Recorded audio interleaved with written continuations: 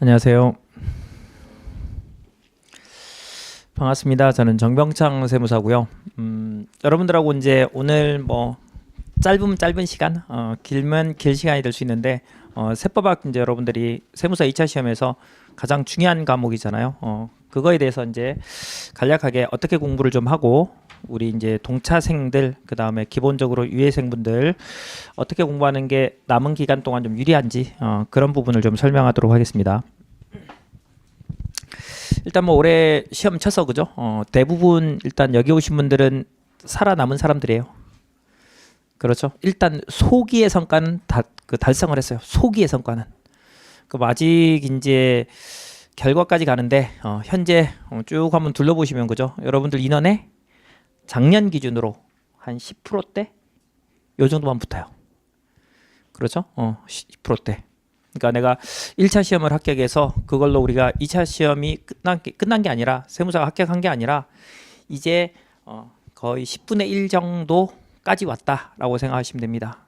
그러니까 남은 기간 동안에 이제 여러분들이 올해 지금부터 한 짧은 기간이잖아요. 3개월 조금인데 뭐 사실 3개월이죠. 3개월이라는 기간 동안에 공부를 해가지고 어떻게든 가능하면 1년 더 안 하고 좀 끝낼 수 있을까라고 하기 위해서 조금 보면 선택과 집중 말 그대로 이제 약간 리스크를 안고 공부하면서 올해 시험에 그래도 접근할 수 있는 그 부분을 좀 이야기를 드리도록 할게요. 자, 일단 뭐 세법학 설명이니까 다른 과목도 간단하게만 이야기하고 기본적으로 세법학 위주로만 설명을 좀 하도록 하겠습니다. 자, 일단 뭐 설명에다라고 되어 있는데 기본적인 내용은 이제 우리 3개월 정도 남은 기간 동안에 자, 동차 합격을 하기 위한 좀 리스크를 가지고 있지만 그래도 요 정도 보면은 합격 가능성이 있어요라는 공부 전략 부분 이 부분을 좀 설명을 드릴 거고요. 그 다음에 이제 최근에는 안 나와요. 2019년까지만 나오고 나서 좀 논란이 있고 나가지고 이 채점평이라는 게 있었는데 이게 뭐냐면 실제 시험에서 세 분이 출제를 해요. 각 세목별로. 아니 그러니까 법별로. 회계학 1부도 마찬가지, 회계학 2부도 마찬가지, 세법학 1부도 마찬가지, 세법학 2부도 마찬가지입니다. 각각 세 분의 출제위원들이 출제를 하러 가요. 그래서 이제 일주일, 뭐 짧게는 3, 4일, 길게는 일주일 정도 합숙을 하는 거죠. 그래서 거기서 이제 문제를 내 가지고 그 문제들 중에서 작년에 합격한 분들 중에 성적이 좀 높은 분들 있죠. 이런 분들 뽑아서 그분들이 이제 검토위원이라고 해서 검토를 해요. 그리고 검토한 내용으로 이제 출제가 됩니다. 그래서 여러분들이 이제 올해 8월 2일 날 시험을 보게 돼요. 자, 그리고 난 다음에 이제 여러분들이 시험을 치고 나면 약 한 달여 과정 동안에 자기 이제 동대문이죠. 동대문의 산업인력공단 쪽에서 채점을 합니다. 한 달 정도. 그렇게 해서 이제 그 채점을 한 달 내 해가지고 그 결과를 가지고 이제 여러분들이 11월 달에 발표가 나게 돼요. 자, 그렇게 이제 스토리가 진행이 되는데 그렇게 해서 이제 채점을 한 분들, 출제한 분들이 대부분 채점을 해요. 그런데 이제 세 분이 들어가서 세법학 기준으로 네 문제를 내거든요. 그렇게 되면 하나는 펑크가 나잖아. 그죠? 그리고 이제 과거 21년도에 이제 지금도 소송이 안 끝났죠. 그런 문제가 좀 있다 보니까 지금 한 법당 한 문제당 2명씩 채점을 해요. 2분씩. 그래서 이제 그걸 가지고 평균하는 형태로 갑니다. 뭐 같이 합쳐가지고 채점을 하긴 하는데 어쨌든 그렇게 채점을 해요. 그래서 이제 그 전까지는 채점평이라는 게 나왔어. 그러니까 출제자들이 문제를 내고 그거에 대해서 채점을 해보니까 수험생들의 답안지가 이렇더라라고 이야기를 해줬어요. 그래서 그 중에 많은데 이제 우리가 어차피 그분들 중에 일부는 또 출제하러 들어올 거란 말이야. 아시겠죠? 그리고 어차피 출제하는 분들은 비슷비슷해. 그게 그거야. 어차피 세법에 대해서 어느 정도 능통한 부분이고 분들이고 또 이제 경험이 있는 분들이니까 이제 그 채점평 중에서 여러분들이 시험 답안지 쓸 때 좀 도움이 될 만한 문장들 그거 위주로 이야기를 좀 해보도록 할게요. 뭐 그리고 이제 간단하게 한 1, 20분 정도 질의응답하는 그런 형태로 진행을 좀 해보도록 하겠습니다. 자, 이제 여러분들이 이제 올해 시험을 치면 그죠? 25년 8월 2일이에요. 8월 2일 얼마 남았죠? 그죠? 이제 카운트다운 끊어두시면 돼요. 그죠? 스타트했어요. 스타트했습니다. 8월 2일 약 3개월 정도 남은 기간인데 일단 올해 시험을 치려면 작년의 결과가 어떤지 좀 봐야 돼요. 작년의 결과 아까도 잠깐 이야기 드렸지만 작년에 약 5,900명 정도 그죠? 5,900 엄청난 인원입니다. 올해도 뭐 비슷하거나 조금 정도 차이가 있겠죠, 그죠? 제가 봤을 때 비슷하거나 조금 더 늘거나 뭐 왔다 갔다 수준일 것 같은데, 그 정도. 그러면 한 6천 명 정도 될 거예요, 대략. 그죠? 예상치가. 그러면 이 6천 명이란 인원에는 올해 순수하게 동차로 지금 올해 1차 여러분들이죠, 합격해서 올라오신 분들, 그분들이 막 한 3천 명이나 플러스 마이너스 될 것이고, 그죠? 2천에서 4천 사이 되겠죠. 자, 그리고 이제 작년에 유예받은 사람들이 있어요. 작년에 유예받아서 1차 시험 합격하고 2차 떨어지고 올해 지금 유예로 치는 분들이 약 3천 명. 그래서 조금 안 될 거예요. 자, 그 정도 인원. 이분들이 합쳐져 가지고 이제 올해 62회 인원을 구성합니다. 여기. 그러니까 지금 칠판에 보이는 거는 24년 기준이에요. 그죠? 그래서 응시율이 91%야. 92%. 그러니까 10명 중에 9명 이상이, 그죠? 시험을 친다는 이야기죠. 대부분이. 자, 그렇게 생각해 두시면 되고, 그래서 그 중에 이제 13% 정도, 그죠? 올해도 비슷할 거예요. 아마 그 정도 수준에서 합격생이 나옵니다. 어차피 시험이 어렵든 쉽든 700명은 뽑아요. 700명 이상 뽑아, 그죠? 700명이 됐든 710명이 됐든 702명이 됐든 일단 700명은 어렵든 쉽든 무조건 뽑습니다. 자, 그런 인원이 되다 보니까 지금 우리가 5,400명, 그 중에 이제 그 현실에서 그 세무공무원들이라고 해서 현직에 있는 세무공무원 중에서 20년 차 이상의 분들이 있어요. 이게 2000년도 초반 이후 분들은 그 대상이 아니고 2000년 이전 대상 분들이야. 그러니까 그전 분들은 20년 차 이상이 되게 되면 우리 세무사 2차 시험에서 지금 제가 가르치는 세법학 1, 2부가 면제가 돼요. 이분들도 여기 좀 들어있어요, 인원이. 인원이 좀 들어 있습니다, 사실상. 어쨌든 이제 그런 분들은 이제 지금은 이제 합격자는 별도로 뽑아요. 합격자는 평균 가지고 별도로 뽑지만 어쨌든 이제 그런 분들도 시험을 응시합니다. 그리고 이제 그분들은 우리 700명 외 추가 인원으로 뽑아. 근데 그렇게 뽑아 보니까 생각보다 합격생이 많지 안 나와. 많이 안 나와요. 그러니까 여러분들이 수험생들이 훨씬 더 공부를 많이 한다고 생각하시면 돼요. 그렇게 현재 해서 두 가지 방식으로 이제 세무사 시험을 합격자를 뽑고 있는데, 그 중에 여러분들은 이제 순수하게 시험을 쳐서 합격하는 분들이고, 자, 저 많은 인원들 중에 이제 여러분들이 합격자가 돼야 돼요. 자, 그런데 한번 잠깐 생각해 보시면 여러분들이 채점자라고 한번 생각해 봐요. 아까 제가 얼마의 기간 동안 채점해야 한다죠? 한 달. 근데 한 달이 있잖아. 사실은 채점 기간이 아니라 채점해서 그 결과를 산업인력공단에다가 통보해 줘야 되는 기간까지야. 결과까지 통보해 주는 기간까지. 그러면 거의 최소한 3주 내 채점이 끝나서 그 결과가 통보되어야, 그죠?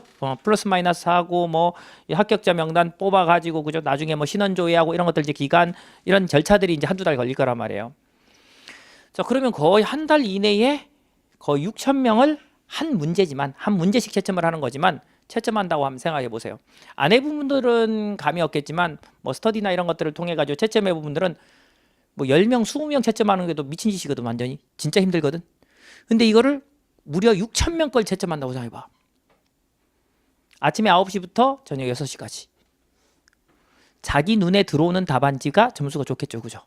자기 눈에 안 들어오는 답안지는 점수가 낮을 수밖에 없어요. 그래서 세법학은 은근히 키워드 이런 것들을 잘 정리해서 답안지 쓰는 게 중요합니다. 글씨 잘 쓰는 건 그렇게 중요하지 않더라고. 정말 악필들도 합격을 하더라고. 그런 거 보면 글씨 자체는 중요하지 않지만 그래도 내용의 키워드들은 보일 수 있을 정도로 답안지를 쓰는 게, 그리고 답안지 좀 잘 디자인한다라고 생각하시면 돼요. 이런 체계가 좀 잡히는 게 생각보다 많이 중요합니다. 그래서 6천 명의 답안지를 채점자가 채점한다고 생각해 보시면 여러분들이 반대로 생각해 보면 돼. 내 답안지뿐만 이 수많은 사람들의 답안지들을 채점한다고 했을 때 과연 내가 채점자라면 아침에 9시 채점할 때는 그래, 제대로 합격자를 뽑자. 저녁 한 5시, 6시 되면 빨리 집에 가자. 그죠? 그 다음날 아침 되면 또 채점해야 돼? 그러니까 어느 날짜에 여러분들 채점 답안지가 걸리느냐도 이거는 운이야. 이건 알 수가 없어요. 진짜 알 수가 없습니다. 우리가 이제 세법학 답안지가 주관식이고 문제가 한 법당 한 문제밖에 안 나오다 보니까 약간의 운이라는 건 필수적으로 필요합니다. 그걸 능가할 수 있는 실력이 되면 좋은데 오늘은 그 자리는 아니야. 오늘은 동차를 위한 기준으로 설명을 드리기 때문에 지금은 그 운은 나한테 온다라고 생각하고, 아시겠죠? 지금은 나한테 올해 그 운이 온다 생각하고 나머지 그래도 그 라인까지 갈 수 있는 점수를 확보하자. 아시겠죠? 그런 내용을 기준으로 이야기를 좀 하도록 할게요. 자, 점수를 딱 보시면 회계학 1, 2부, 세법학 1, 2부, 그죠? 우리 61회 시험이죠. 작년 시험의 결과를 보시면, 자, 과락률이 어디가 제일 높아요? 세무회계죠, 그죠? 회계학 2부인 세무회계가 가장 높아요. 그래서 작년 같은 세무회계 문제 스타일이 역대 최고 난이도라고 했죠, 작년이. 역대 최고 난이도 문제였습니다. 작년 같은 문제 같은 경우는 세무회계 뭐 제가 강의를 하진 않지만 일단 뭘 했어야 돼요? 면가락 작전을 써야죠. 문제가 딱 보니까 우와 이거 내가 못 풀겠어, 큰일 났어라고 생각하면 쉬운 것만 골라 풀어야 돼. 이때는 쉬운 문제만. 나는 무조건 법인세부터 문제 풀 건데요, 그런 오기를 부리면 안 돼. 이거 무조건 떨어지는 거야, 그죠? 그러니까 문제 중에서 쉬운 문제만 찾아서 풀어놓고 그걸로 일단 40점을 넘기자, 요 전략을 세우셔야 돼. 그래야 동차를 붙을 수 있어요. 작년에 유예생분들 중에도 있잖아, 떨어진 분들의 대다수가 뭐였냐면 세무회계에서 33점, 37점이야 전부 다. 나머지는 평균 다 넘었어. 합격자 평균 월등하게 넘은 친구들도 많아. 근데 세무회계에서 과락이었어. 그래서 여러분들이 동차로 이제 올해 시험 칠 때도 마찬가지예요. 하실 때 올해도 마찬가지로 뭐 세법하기 어렵지는 않을 것 같아요. 그럴 수는 없어 아직까지는. 21년 그 소송건이 끝나고 나서 이제 또 몇 년 지나고 나면 그때는 이제 세법하기 어려워질 수 있어요. 원래대로 이제 판례로 돌아갈 스타일이 여지가 있는데 아직까지는 좀 그러기는 힘들다고 보고요. 그러면 결국 어렵게 낼 수 있는 건 회계하고 세무회계하고죠. 회계학 1, 2부입니다. 그래서 회계학 1, 2부에 대한 연습은 하시되 회계학 1부가 됐든 회계학 2부가 됐든 어렵게 나왔어. 그러면 면가락 작전으로 가야 돼. 일단 그 문제들 중에서 기본 문제를 풀어가지고 그죠? 점수를 확보하면서 40점은 만들어 놓고 그리고 나머지를 접근하는 거죠. 반드시 그렇게 하셔야 돼요. 여러분들이 뭐 나는 무조건 부가세부터 풀겠습니다, 나는 법인세 무조건입니다, 그런 건 절대 없어. 아무리 자신 있어도 그 파트 문제가 이거는 시간 내 풀 수 없는 수준이야 라고 하면 다른 파트부터 풀어서 점수 확보부터 하는 게 아시겠죠? 제일 중요하다라고 생각을 하시면 됩니다. 그리고 이제 작년 같은 경우는 특이하게도 그죠? 세법학이 어땠어요? 세법학 때문에 합격했죠? 그죠? 작년에는 세법학 때문에 합격했어요. 실제 합격생들 합격해가지고 이제 찾아오는 분들 보면 세법학에서 80점대도 있더라고. 보통 60점, 70점대 이렇게 맞아서 작년에 세법학 때문에 합격을 했어요. 뭐 이런 기조는 당분간도 좀 유지될 수밖에 없어요. 유지될 수밖에 없습니다. 그래서 그렇다고 세법학을 많이 공부하면 좋겠으나 양이 많아서 있잖아. 여러분들 유예생까지 간 상태에서 세법학을 공부하면 맞을 수 있어요. 지금은 이제 요즘 같은 문제 수준이라면 있잖아, 한 6, 70점대 이상 맞을 수 있거든. 그러면 회계학 1, 2부에서 면가락만 해도 합격할 수 있어요. 근데 여러분들 동차생이라는 게 문제지. 동차생이라는 게 우리 이제 동차생 입장에서는 세법학이 양이 많아요. 그리고 아는 것과 있잖아, 손으로 답안지에 쓰는 게 완전히 달라. 계산 문제는 문제지에 주어진 내용을 풀면 되는데 세법학은 문제지에 주어진 거 가지고는 쓸 수 있는 게 없어. 이게 결국은 다독해서 이해한 다음에 결과물은 뭐예요? 암기해서 써야 돼. 근데 3개월이라는 기간 동안에 암기해서 다 쓸 수 있느냐? 만만치 않아요. 무리죠, 무리. 사실은 만만치 않은 정도가 아니라 6,000명이잖아. 6,000명 지금 10%대 합격이니까 그죠? 무리야 사실은. 자, 그러면 어떻게 되겠어요? 줄여야 돼. 양을 줄여야 돼요. 어쩔 수 없습니다. 이건 양을 줄여서 아까 제가 운도 잠깐 이야기했죠, 그죠? 그 운까지 합쳐주면 그러면 이제 합격할 확률이 확실히 높아지죠. 근데 동차생들이 은근 또 많아. 없으면 이런 이야기 자체를 갖다가 할 수가 없는데 합격생분들 찾아오면 뭐 학원의 홈페이지에 그죠? 올라가 보시면 동차 합격생들 실제 짧게 합격하신 분들도 많아. 은근히 말도 안 되라고 하는데 붙더라고. 진짜 아이러니한 분들도 있어요. 근데 붙어. 그럼 결과가 나오는데 우리가 뭐라고 할 거야? 근데 여기 계신 이게 여러분들은 말 그대로 이제 그런 운까지 와줬으면 좋겠지만 그 비슷한 운까지 와줘가지고라도 그죠? 빠른 시간 내 합격을 할 수 있길 바래요. 결국은 세법학 점수 가지고 이제 합격한 분들이 많다라는 걸 생각을 하시면 너무 세법학에 욕심은 부리지 마시고 일단 기본적으로 회계학 1, 2부 있죠. 회계학 1부 같은 경우는 여러분들이 객관식 대포는 문제 수준이랑 별 차이가 없어요. 그게 이제 문제가 길이가 길어졌을 뿐이야. 그죠? 그 다음에 세무회계 쪽인 객관식 문제도 마찬가지예요. 객관식 문제가 세무회계로 바뀌면서 문제가 좀 커지고 조금 더 디테일한 부분으로 바뀌어요. 그러다 보니까 좀 더 디테일한 부분에서 여러분들이 이제 푸는데 한계가 있어서 이렇게 과락이 많이 나오는 그런 생각을 하시면 됩니다. 그래서 회계학 1, 2부를 조금 더 집중으로 하시고, 사실 동차라고 한다 그러면 회계학 1, 2부가 어느 정도 조금 쉽게 따지면 세무회계 연습, 재무회계 연습, 원가회계 연습이 있잖아. 한두 번 정도 봐두신 분들이 동차 합격이 가능해요. 나 지금 사실 객관식제까지 우리 개론서, 그 다음에 중급회계, 그 다음에 객관식책 그걸로 공부해서 합격했어요. 난 세무회계 연습, 재무회계 연습, 원가회계 연습은 본 적도 없습니다. 라고 하는 분들은 일단 동차를 노리면서 하긴 하세요. 그런데 뭐 냉정하게 얘기해서 합격하기는 힘듭니다. 그럼 지금 놀면 되지 않습니까? 좀 쉬었다가 체력 좀 보완해서 내년에도 못 붙어. 그러면 문제는 내년에도 못 붙어요. 내년에도. 그러니까 지금 동차반이나 이런 것들 수업을 여러분들이 들으시면서 이게 최대한 8월 올해 2차 시험 때까지 끌고 가고, 내가 그때 성적이 잘 나오든 안 나오든 무조건 8월 2일 날 세법학 2부까지 꼭 시험을 치셔야 돼. 반드시. 이 한 번에 1년의 기회가 있잖아요. 여러분들한테는 진짜 다시는 주어지지 않는 기회예요. 그게 워밍업이 되는 기회가 될 수도 있고, 또는 실제 그게 합격하는 기회가 될 수도 있단 말이야. 근데 그 기회를 날려버리면 엄청나게 여러분들한테 힘든 고난의 길이 올 수도 있어요. 아까 이야기 드렸죠. 잠깐. 저 친구가 어떻게 붙었을까? 쌤 나 붙었어요. 찾았는데 제가 봐서 도저히 쟤는 붙을 수가 없는 애야. 근데 합격해서 와. 근데 매년 있어 그런 친구들이. 매년. 그러니까 자기 나름대로는 답안지를 썼는데 자기도 모르겠대. 근데 붙었어. 근데 한두 명이 아니야 그게. 한두 명이. 근데 그런 운이 나한테 오기 위해서는 아니 1교시부터 4교시까지 다 쳐야 될 거 아니에요. 그죠? 그리고 답안지는 기본적으로 채워야 될 거 아니에요. 그래야 그 기회가 나한테 오지. 물론 이제 그런 친구들은 다 커트라인 점수야. 커트라인이 못 돼. 그죠? 붙는 게 중요하지. 그래서 그런 것들을 좀 생각하셔서 여러분들이 이제 동차반이나 이런 것들을 통해서 끝까지 하세요. 끝까지. 학원에 오는 장점이 그런 거잖아요. 그죠? 끝까지 해서 마지막 날까지 나는 빠질 수 있어도 강사들은 안 빠지고 끝까지 여러분들한테 강의해 준단 말이야. 그러니까 그거를 놓치지 마시고 끝까지 해서 반복을 해 나가다 보면 어느 순간인가 실력이 좀 쌓이기 시작해요.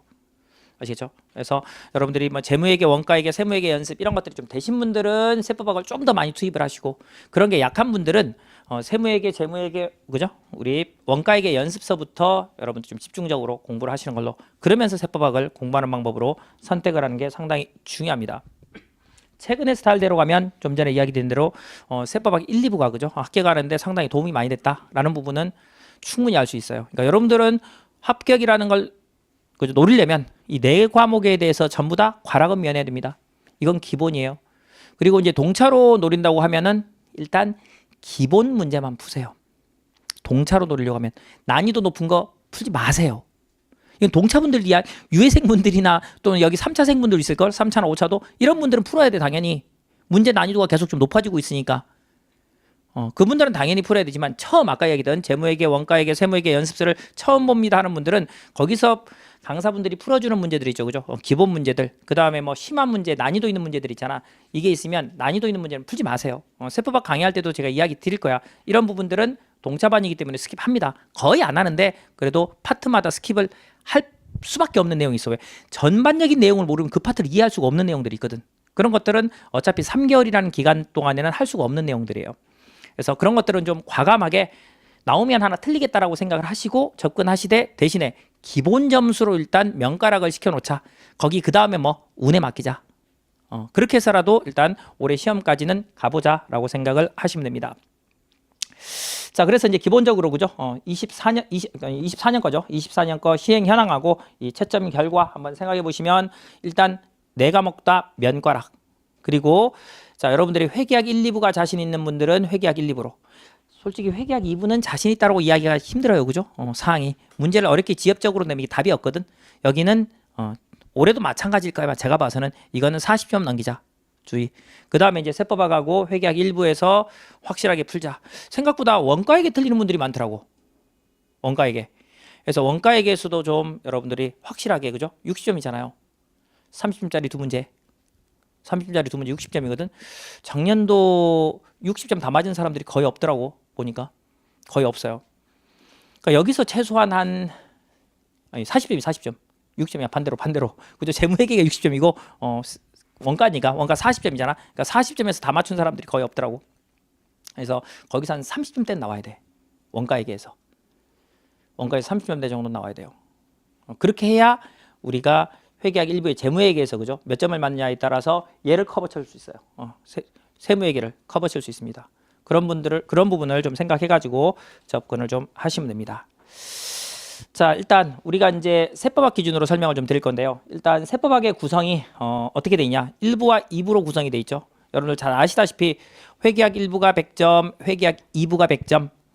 그죠? 그다음에 세법학 1부가 100점, 세법학 2부가 100점이에요. 그런 식으로 구성이 돼 있고 이 세법학 1부는 자, 4개 세목으로 돼 있어요. 법률이 4가지야. 법률이 4가지. 자, 그런데 이 법률 4가지가 있잖아요. 점수가 정해져 있어, 이게. 점수가. 그래서 국세기본법이 20점, 그 다음에 소득세법이 30점, 법인세법이 30점, 그리고 상속증여세법이 20점. 이렇게 4가지로 구성이 되어 있습니다. 여기서 이제 뭐 강의 때도 한번 설명드리긴 하겠지만 1차랑 그죠? 중복되는 게 3가지 세목이죠. 3가지 세목. 그죠? 그래서 이 1차랑 중복되는 3가지 세목은 여러분들이 개론 때 공부한 거나 이제 세무회계에서 공부할 거나 세법학에서 공부하는 거나 별반 차이가 없어요. 별반 차이가 없습니다. 다만 이제 문제 나오는 스타일이 다를 뿐이야. 객관식이냐, 계산 문제냐, 말로 또는 판례로서 서술해야 되느냐, 요 차이만 있고 기본적인 구조에서는 차이가 전혀 없어요. 그래서 요 3가지 세목은 여러분들이 1차랑 중복되는 익숙한 법이다 보니까 여러분들 스스로도 정리할 수가 있어야 돼. 그리고 강의 듣기가 좀 더 수월할 거예요. 이 3가지 세목은. 그리고 이제 1차 때 여러분들이 안 본 이제 상속증여세법 20점짜리 이게 관건이에요. 그래서 동차반 때는 이제 상속증여세법부터 진도가 나가요. 왜? 처음 보는 세목이니까. 어차피 점수는 20점, 30점, 30점, 20점으로 돼 있다 보니까 우린 여기서 못해도 한 60점, 각각의 60점 정도, 그죠? 곱하기 60 하면 되겠죠? 그 정도 선을 기준으로 점수를 맞겠다라고 생각하시면 됩니다. 작년에 커트라인이 몇 점인지 아시죠? 40점대였어. 작년에 커트라인이 40점. 그럼 어떻게 돼요? 면과락만 넘기면 합격할 수 있는 거였어. 그러니까 면과락하면서 평균으로 떨어진 사람들은 드물어. 그죠? 작년이. 그럼 올해도 비슷할 거야, 약간은 비슷할 거예요. 그러니까 어찌됐든 면가락은 기본이야. 그래서 기본 문제 잘 풀자를 정말 잘 생각해 두셔야 돼. 그래서 이 세법학에서도 일단 요 3가지 세목 중에 여러분들이 좀 잘 아는 세목이 있어. 그러면 그거 집중적으로 봐요. 일단 여기서 제일 쉬운 세목이 뭐예요? 소득세법. 그죠? 세무회계에서는 소득세법이 통문제로 나오면 난감해. 일단 소득금액에서 틀려버리면 다 틀려버리니까. 그죠? 난감하지만 세법학에서는 그런 거 없어. 세법학에서는 각 주제별로 주어지기 때문에 소득세법이 공부하기가 제일 수월해요. 양이 적어, 여기서는. 국세기본법 양 적던데요. 1차 때 공부해보니까 해봐. 해보면 국세기본법 하다 책 집어 던져버리고 싶어. 깊이 난이도가 달라요, 완전히. 깊이 난이도가 다르기 때문에 이 국세기본법이 할 게 상당히 많습니다. 상당히 뭐 오히려 소득세법보다 강의가 훨씬 길어, 국기법이. 그래서 국세기본법이 생각보다 어렵습니다. 국기법을 잘 해두시면 근데 도움은 상당히 많이 됩니다. 국세기본법의 논리를 가지고 세법학 답안지를 다른 법에서 써야 될 게 상당히 많아요. 그래서 여러분들이 이제 시간이 별로 없지 뭐 지금, 그죠? 없는데 공부하신다고 하면은 이 3가지 세목들 위주로 보시고 그죠? 상속증여세법은 이제 동차 강의 들으실 분들은 동차 강의 들어가면서, 아니면 온라인 수업에서 지금 들으신 분들은 온라인 수업에서 상속증여세법부터 먼저 들으세요. 아시겠죠? 그리고 이제 상속증여세법하고 같이 나가야 될 법이 국세기본법이야. 저거 좀 해두셔야 돼. 그리고 이제 법인소득은 이제 시간의 투입에 따라서 여러분들이 내가 지금 시간적 여유가 있어요. 이야기 시간적 여유는 뭐냐면 회계학 1, 2부가 좀 공부가 돼 있어요라고 하는 분들이야. 아시겠죠?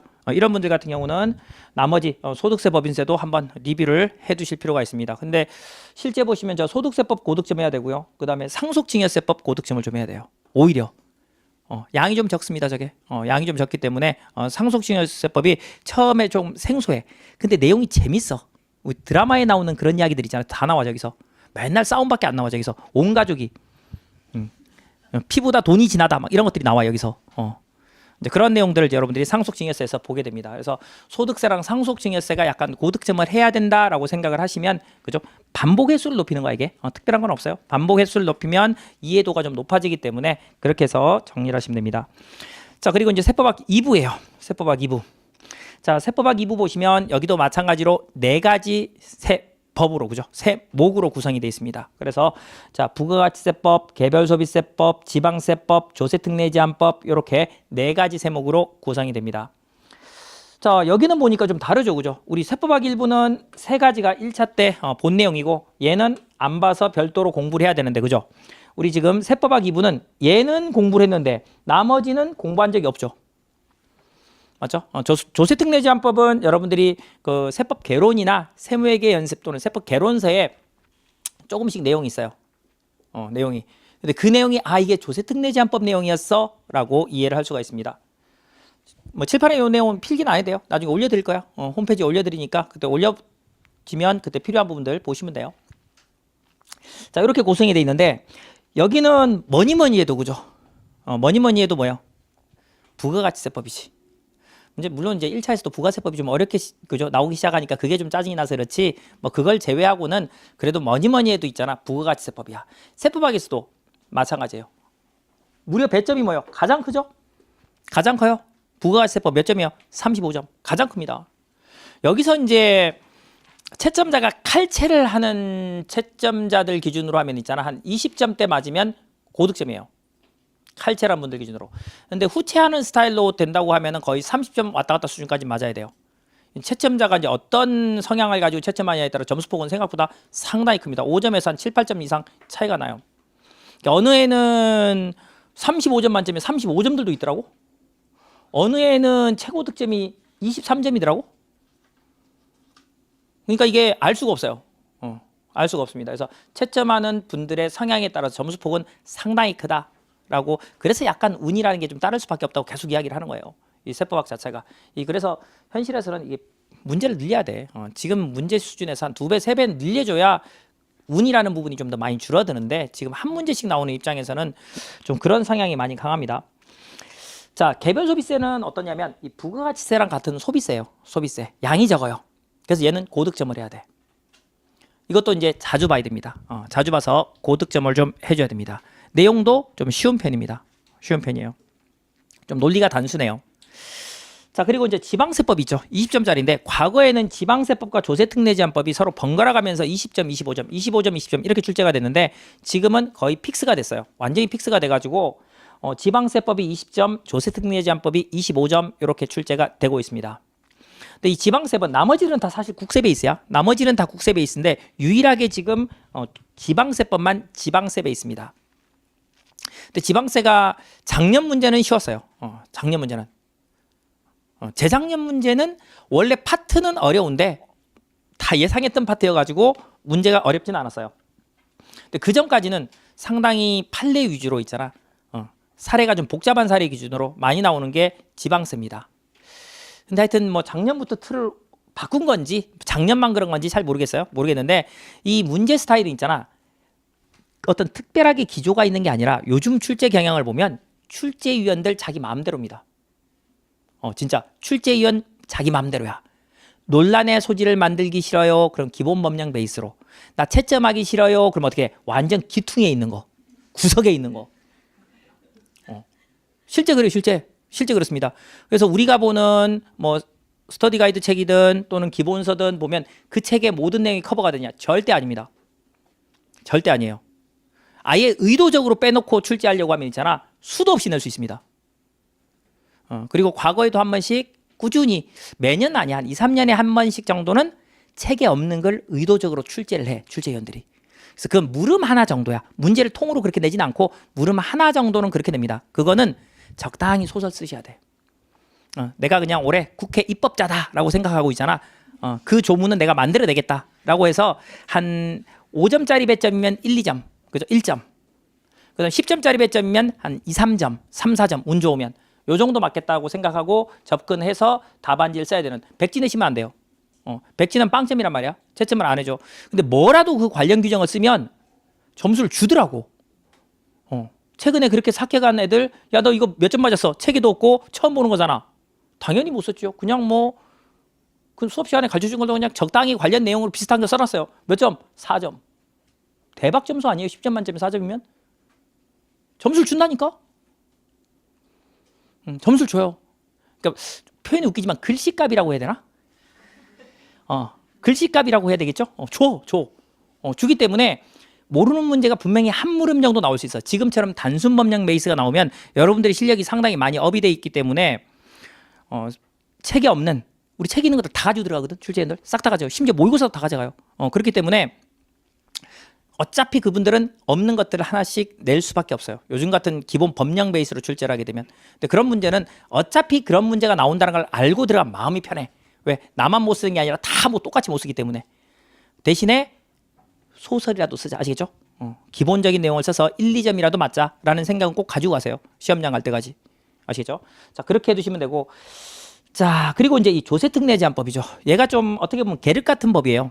이게 나머지 법들은 어떤 규정이 나오면 그 규정에 논리 체계가 있고 요건이 있고 절차가 있고 그다음에 이게 왜 이렇게 되는지 논리가 있어. 근데 얘는 조특법은 그런 게 없어요. 다 각각 규정이야. 다 각각 일몰 기간을 정해놓고 언제까지만 시행해. 그리고 시행해보고 이게 우리나라에 도움이 돼? 그러면 한 2년 연장. 우리나라에 도움된 적이 없어? 바로 삭제, 일몰. 이런 식으로 해서 만들어진 법들. 그 다음에 좀 약간 선심성 규정도 좀 많이 있고, 그죠? 그렇게 해서 만들어지는 게 조세특례 제한법이에요.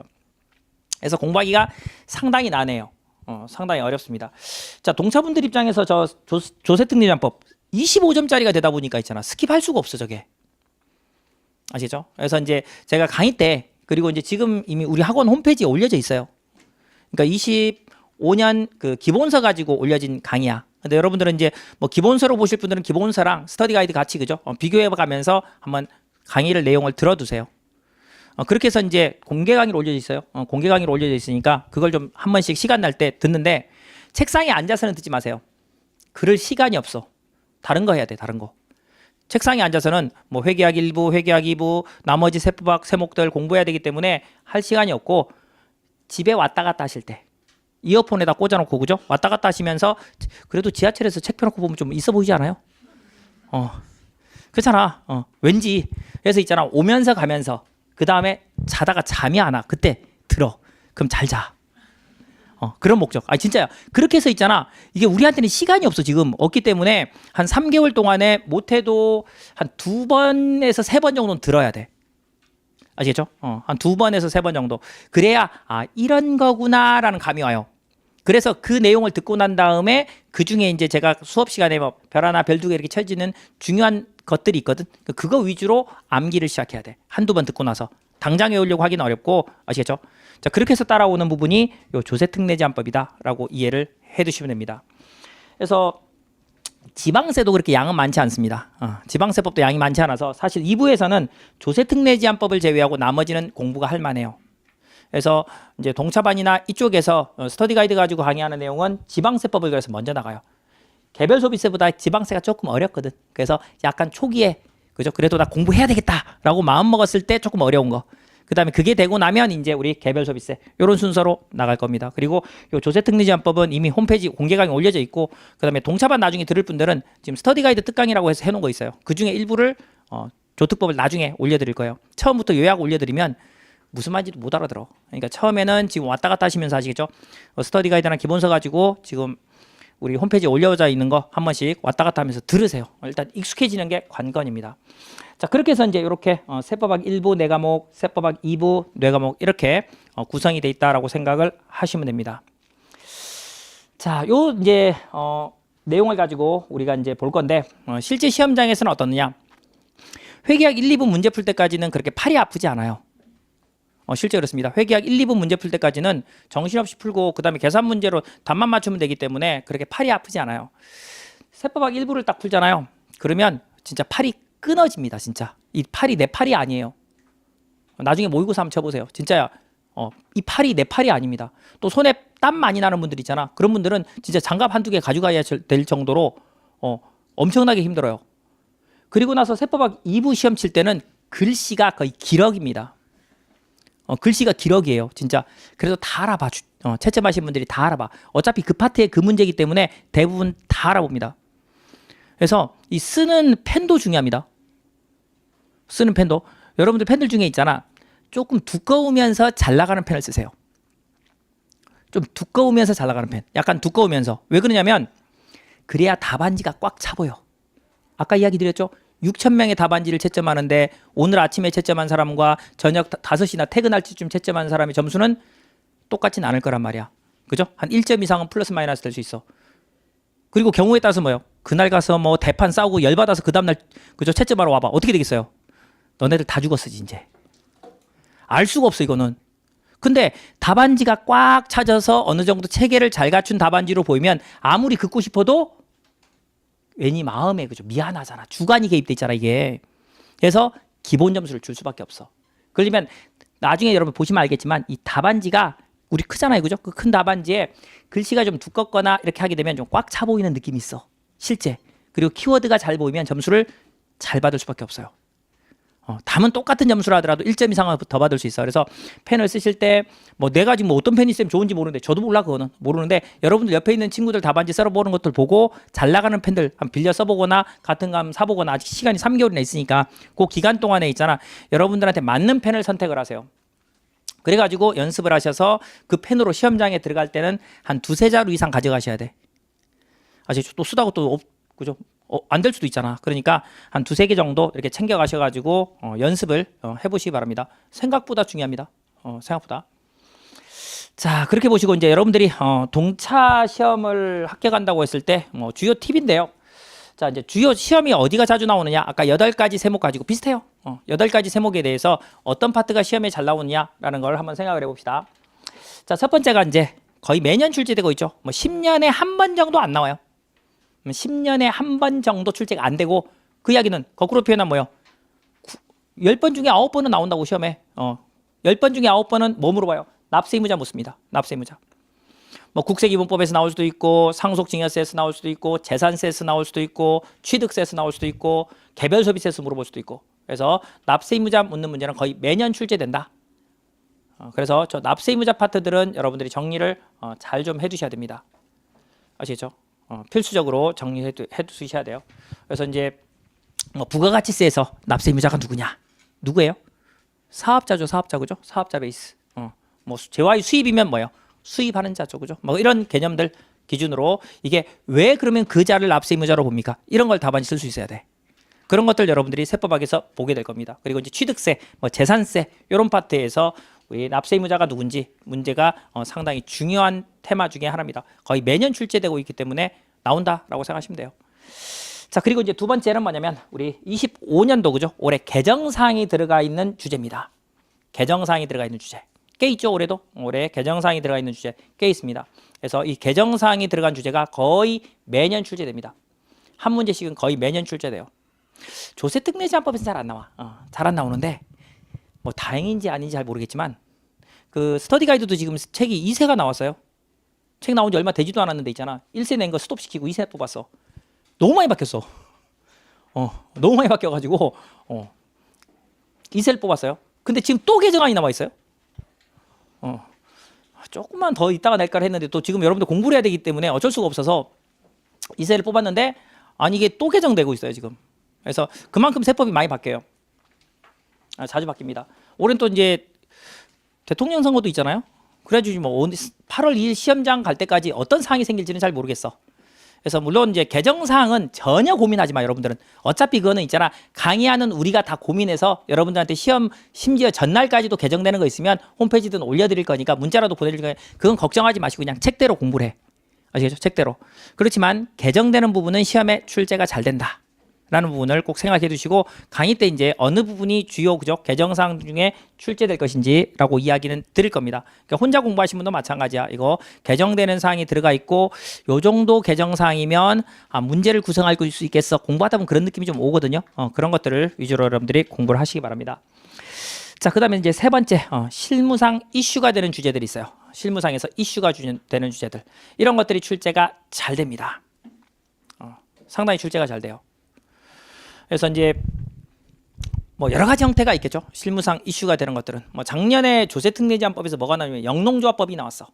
영농조합법이니. 뭐 작년 동영상이 내렸겠구나. 내렸겠는데 보시면 이제 그런 것들이 있어요. 제가 이제 여러분들 조특법 강의할 때 그런 이야기 하거든. 지방에서 개업하신 분들은 요즘에 영농조합법인을 농업회사법인으로 전환하는 컨설팅들이 돈이 되고 있다. 그거를 조특법 그죠 시험 공부하면서도 나중에 합격해서 내가 이걸 써먹겠다라고 생각하고 좀 해라 라는 이야기 강의 때 많이 하거든요. 매년 해요, 매년. 근데 보통 이제 두 개가 비슷해, 규정이. 그래서 이제 농업회사법인 위주로 여러분들한테 설명을 드리는데 실제 시험은 영농조합법인이 나왔어요. 이게 이제 법의 그 영농조합법인은 민법상의 회사고 우리 농업회사법인은 상법상의 회사예요. 그래서 옛날에 이게 변경이 안 됐거든. 근데 변경 풀어준 지가 채 한 4, 5년밖에 안 됐어요. 그래서 이거 컨설팅 하시는 분들이 뭐 돈으로 표현하면 떼돈을 벌고 있는 거지 지금. 규모가 커. 얘네들이 뭐 여러분들이 생각하는 1, 20억짜리 회사 규모가 아니야. 적어야 수십억이고 수백억짜리 회사들이 많기 때문에 그런 컨설팅들을 하시는 분들이 있어요. 그런 이슈들이 있습니다. 그거 말고도 이제 많이 나오는 이슈들이 뭐 있어요? 가지급금 관련된 부분들이 있죠. 현실에서 가지급금, 그 다음에 자기주식, 그 다음에 특허권 이런 것들이 이제 최근에서 소송도 많이 걸려 있고 상당히 많은 이슈들이 있는 주제들입니다. 자, 그런 이슈가 되는 주제들은 시험에서 잘 나와요. 그 다음에 이제 우크라이나하고 그죠? 우리 러시아 전쟁이 있어. 지금도 아직 뭐 끝나지도 않았잖아. 그 전쟁 때문에 천연가스가 문제가 생겼잖아요, 그죠? 작년 문제가 개별 소비세 판례예요. 그게 이제 시험에 나왔죠. 물론 뭐 시험 치기 전전주인가? 그때 제가 강의를 해드렸어. 수업 시간에 해드려가지고 그게 시험 문제 그대로 나온 건데 어쨌든 그런 주제들 여러 가지 형태들이 있습니다. 그래서 이제 실무상에서 이슈가 되는 주제들. 그러니까 실제 쉽게 따지면 우리 사무실에서 하고 있는 것들 중에 한두 개씩 나온다고 생각하시면 돼. 그런 주제들. 아시죠? 그런 것들은 이제 제가 강의 때 이건 어쩔 수 없어요. 내용상 지금 중요한 게 아니라 하다 보면 나오는 케이스야. 현실에서 지금부터 우리 시험 칠 때까지. 그럼 그런 주제들은 뭐 추가적으로 제가 설명을 드릴 거니까 그런 주제들 위주로 좀 더 보시면 됩니다. 자, 그 다음에 이제 관련 법령을 제시하고 묻는 문제들. 이건 흔하게 출제되진 않아요. 저건 이제 어떤 경우에 많이 되냐면 소급과세 금지 원칙이 적용되느냐 안 되느냐. 그 다음에 적용 부칙을 던져주고 이 규정을 과거 거 또는 현재 거에서 적용이 가능하냐 불가능하냐 이런 것들 판단 문제에서 저기 이제 관련 법령 제시하고 묻는 문제들이 있어요. 그러면 이 관련 법령이 문제지에 주어져 있으니까 답안지 안 써야 되겠다. 그게 아니라 이 관련 법령을 답안지 쓰는 판단의 내용에 적당히 잘 녹여야 돼. 그렇게 해서 이제 답안지 쓰는 형태가 이 관련 법령이 제시되는 문제입니다. 자, 그리고 이제 다섯 번째로 뭐가 있냐면 이 세목 간 비교. 제일 세목 간 비교를 많이 하는 문제로 나오는 게 개별소비세법에서 부가가치세와 개별소비세를 비교하는 문제. 개별소비세와 부가가치세를 비교하는 문제. 이 문제가 잘 나와요. 제일 많이 나와요. 제일 잘 나오고 그 다음에 이제 주제별로 비교하는 문제. 우리 이제 부가가치세법 내에서 예를 들어서 면세 전용하고 과세 전환 간의 비교. 거의 완전 반대 개념이죠. 그죠? 완전 반대 개념. 그런 개념들 출제될 여지가 상당히 커요. 그래서 세목 간의 주제 비교. 그 다음에 주제 내에서 세목 내에서 주제하는 양쪽 비교하는 내용들 이런 것들도 충분히 출제가 가능하다. 중요한 주제입니다. 이런 것들. 그래서 이런 것들이 이제 생각보다 시험에 잘 나오고 있습니다. 자, 그 다음에 이제 마지막으로 여섯 번째 이제 주제가 뭐가 있냐면 최근에 출제되지 않은 주제들이 있어요. 아까 이야기 드렸던다시피 이런 주제들은 왜 그러냐면 여러분들이 출제위원회도 생각해봐. 출제하러 들어갑니다 라고 생각하면 어떨까요? 최근 한 10년치 기출문제를 한번 쭉 볼 겁니다. 봐가지고 자 10년치 기출문제 나온 문제를 내고 싶어요. 그래도 내가 출제위원이고 그죠? 내가 우리나라에 그죠? 영원히 남을 문제를 하나 내는데 출제 안 된 파트를 내고 싶을까? 한번 생각해봐요, 그죠? 아니 우리가 인간으로서 한번 생각해봐. 이건 당연한 이야기야. 가능하면 출제된 파트 인근에 있는 출제 안 된 주제를 내게 돼 있어. 그럼 사람 마음이야 이거는. 사람 마음입니다. 그래서 시험 마찬가지야. 실제 우리 시험에 출제하는 교수들 똑같아. 은근히 출제 안 된 주제들. 그런 주제들이 꾸준히 나옵니다. 작년에도 마찬가지였고 항상 그래요. 항상. 그래서 이것도 이제 스터디 가이드 같은 경우는 표시가 돼 있어요. 기출 표시가 써 있는데 그 기출 표시 돼 있는 파트 중에서도 이제 출제된 게 있고 또 안 된 게 있거든. 그리고 이제 그 파트 아니지만 출제 가능성이 있는 주제들이 여러분들도 공부하다 보면 보입니다. 약간씩. 그래서 그런 주제들이 꾸준히 출제가 되고 있어요. 그래서 아직은 이제 뭔지는 잘 모르잖아요, 그죠? 뭐 공부를 해봐야 하는 거니까 이런 한 대여섯 가지 정도 테마들이 우리 시험에서 잘 나온다라고 생각하시고 접근을 하시면 그러면 좀 공부하기가 수월할 겁니다. 아시죠? 그래서 주요 테마들이다라고 이해를 하시고 자, 이제 여러분들한테 이제 우리가 그러면 동차 합격을 위해서 수험 전략을 어떻게 선택할 것이냐라는 걸 한번 봅시다. 뭐 세법학을 기준으로 설명을 해야 되지만요. 뭐 회계학 1, 2부 실력이 어느 정도냐에 따라서 달라져요. 이건 어쩔 수 없어요. 회계학 1, 2부가 공부가 좀 되신 분들, 회계학 1, 2부가 공부가 덜 된 분들을 가지고 일단 한번 봅시다. 첫 번째가 회계학 1, 2부 있죠. 우리 회계학 1, 2부. 자, 재무회계, 원가회계, 세무회계가 공부가 안 된 분들. 말 그대로 내가 세법 개론서, 그죠? 중급회계, 객관식 책 들고 공부해서 합격했다. 일단 붙었다. 나 지금 어떻게 할지 모르겠다. 이 차는. 심지어 그죠? 뭐가 있는지도 몰랐다. 뭐 이런 분들 있잖아. 이제 이런 분들 이야기해요. 자, 이런 분들은 일단은 뭐 재무회계, 원가회계, 세무회계 선생님들을 한번 만나보거나 또는 저기 게시판에다가 그죠? 한번 물어보세요. 어떻게 하면 좋겠는지. 뭐 이건 제가 가르치는 과목이 아니기 때문에 제가 여러분들한테 뭐 기본적인 팁은 드릴 수 있으나 뭐라고 딱히 이거다라고 이야기하기 좀 어려워요. 그래서 이분들과 한번 협의를 해보시는데 일단 제 나름대로 걸 이야기해. 제 나름대로 여러분들한테 생동차로 3개월 내 합격하기 위한, 그죠? 그럼 뭐 해야 되겠어요? 줄여야 돼. 과감하게 버려야 합격할 수 있어요. 과감하게 버려야. 진짜로. 에이, 버리면 거기서 나오면 어떡해요? 그럼 떨어져. 그럼 돼. 뭘 고민해요? 거기 나오면 합격이야. 확률은 반반이야. 그렇게 접근해야지. 있잖아. 내가 다 가져가겠다고요? 절대 못 붙습니다. 붙을 수가 없어요. 뭐 로또 이상이 되는 그죠 행운이 있다. 그러면 모르겠지만 그게 아니고는 거의 불가능합니다. 자, 그래서 자 이런 정도 그죠? 거의 회계학 1, 2부, 재무회계 연습, 세무회계 연습 이런 것들 내가 실질적으로 공부해 본 적이 없다라고 하는 분들 같은 경우는 재무회계 기준으로는 예를 들어서 우리가 책을 스타트부터 쭉 끊는다고 했을 때 한 요 정도 뭐 자본 파트나 그죠? 수익 인식 파트까지 뭐 책을 우리가 상하로 나눈다 그러면 상 정도 공부하고요. 상 정도 공부하고 하에서는 여러분들이 좀 재밌어하는 파트 있잖아. 쌤, 난 법인세 회계가 재밌어요. 또는 나 오류수정이 재밌어요. 난 리스가 재밌어요. 등등 좀 좋아하는 파트, 나 지분법이 재밌어요. 뭐 등등등 여러분들이 원하는 파트들이 좀 있을 수 있어. 그런 테마 한 두세 개 정도? 요 정도만 추가로 플러스 하세요.